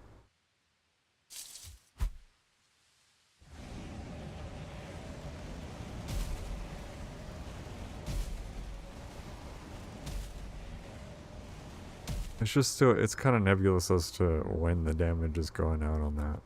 So I'll figure that out. That's an effect thing, and that's a customization thing. But I have the template now that I can work with.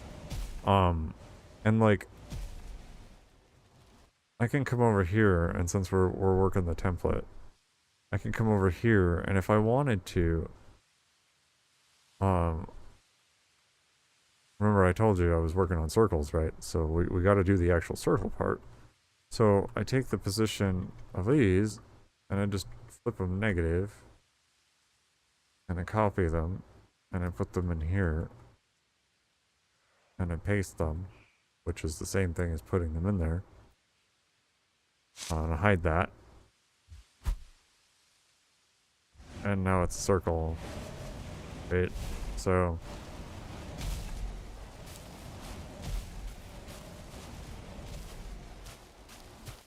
zero complicated math involved. All I have to do is change the distance from the starting totem. So, wee doggies, that was like an hour's worth of work, but we standardized my approach to making circles. Because here's the thing, check this out, because I didn't talk about this at all, but the totems are what control the circles, right? So the totems are what control circles spawning in. So I could come through here and 0, 0, 0, and then to the right. So we could do a delay. We'll just do a second delay. So I have to do this manually. Not too big a deal. 1, 2, 3, 4, 5, 6, 7, 8. This is gonna be really slow. Usually I do like much faster delays, but I don't have the energy right now to do it. 12. So it's only 12 of those. So 1 second delay. Save it. And this is what this looks like. It's a circle, so it's...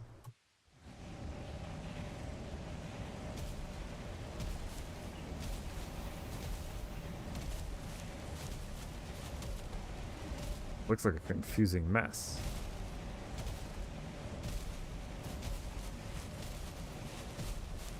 Love it. Yeah, like that's an effective like boss attack, right there. And all I did was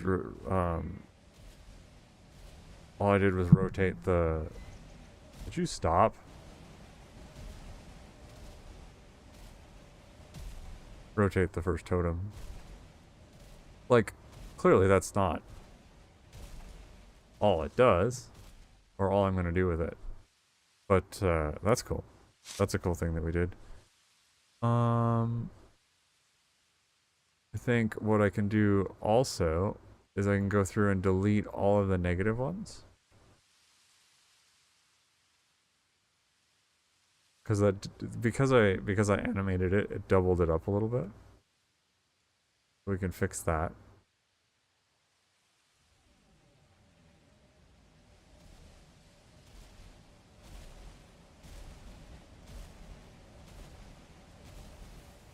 And I cleaned it up a little bit. It's still not quite what I'm looking for, though. Ow, I hit my microphone, sorry. The text. Did I get the... I saw...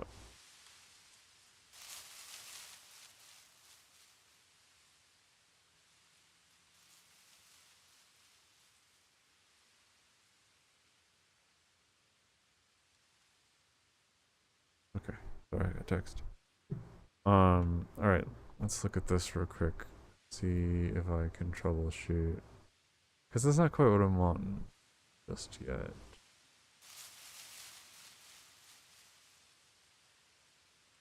I need to come through here and delete these negatives as well. Not a big deal. I just need to not close it. And there we go.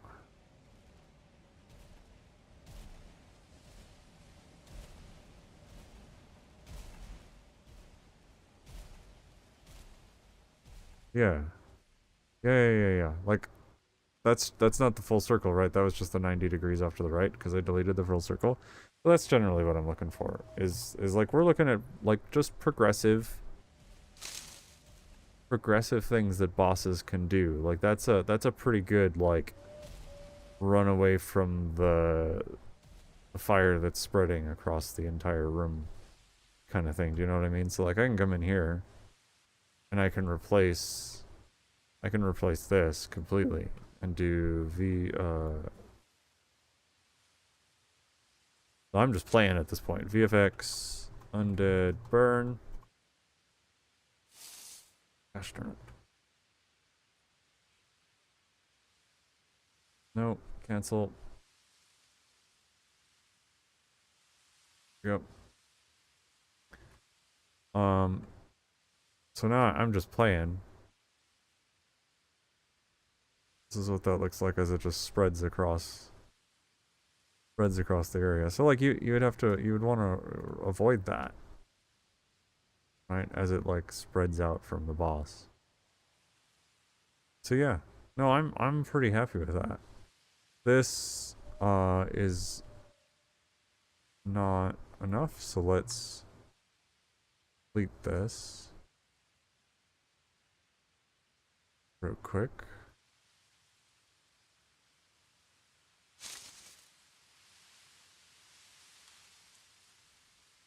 And just make it an arc. I think it's an arc.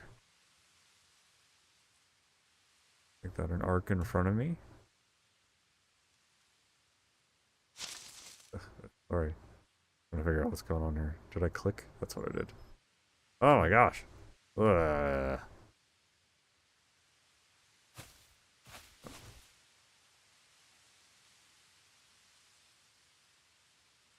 Good for me. I just moved my mouse too fast. Alright, here we go. Alright, so let's see what this looks like.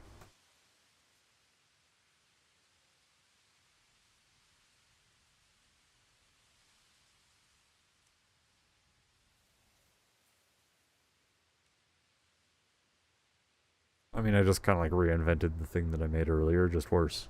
So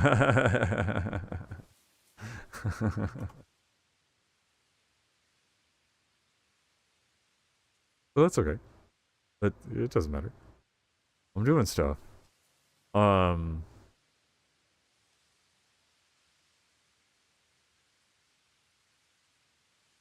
All right. Well, I feel like that's a good spot, to be honest, in terms of where I'm at. Let me check my list of stuff that I wanted to accomplish. I know there was one thing that I didn't, and I can come back to this and play with that a little bit more. But I have a template of it now, so you guys can expect to see at the very least something similar to that in a new fight coming up here soonish. Alright, so I fixed the cold spot, I did the thing. I'll need to look at this. This may actually take more research. But I made the lighting rig, and the data associated with it, so like, I feel like 60% of the work is done on that. And then I did add lighting to these guys, so when they spawn, we should be able to see them a little easier. And we worked on circles, so I feel like that was a pretty successful endeavor in terms of what I was working on. Let's turn time of day 2.5 so that I can see what's going on. So yeah. Self back here. Well, this is officially, I think, the longest stream I've done at nearly 4 hours. So thank you, those of you who have been here for nearly 4 hours of me doing stuff. I hope you have a good rest of whatever time period you are in, whether you are watching live. You've made it this far in the VOD. Thank you for being here. So, I'm not sure what's going to happen this weekend in terms of Battlers on Sunday. I guess maybe we'll have to talk about it, because I think Sunday we're doing a thing that runs for 2 hours before the normal time that we usually do Battlers, and then I don't know what's happening afterwards. I have no idea. So, somebody let me know if I need to reschedule it for a different time. I'd still like to do it, and I'd like for people to be able to come. It's open to this is open to anybody who has been in the community, in the Discord community. Otherwise I'll open it up. So, I guess take care. I don't mean to say I guess. I want you to take care. Be kind to yourself and everybody and everyone around you. I think in terms of I'm like DEFCON 0 politics stuff, in terms of things that Americans can do right now in terms of activity, check out the land sale opening. There's a I'll pull it up right now. Maybe I won't for some reason. But whatever. The U.S. government is looking to do some shady stuff with one of our pristine river areas, and a whole bunch of people have been sending messages to like outdoor companies and whatnot. And they've been putting pressure on politicians. The outdoor companies have been putting pressure on politicians as well. Send a message to your senators or representatives or whatever. Doesn't matter. It doesn't, straight up doesn't matter what flavor of politics you are. Like the sale of national lands, like 258 million acres are essentially up for grabs, pending a bunch of decisions that are happening in the background. So, not to be a downer, but if you want some buttons that you can press as a person, those are some buttons that you can press in terms of communication. So, take care. That's what I mean by being kind to yourself and everyone and everything around you, is do the work if you can, if you're able. Send a message, and if you don't, that's it. Do what you can. Take care. I'll see ya in another stream. I hope you all have a good weekend. Bye, everybody. Bye. Bye.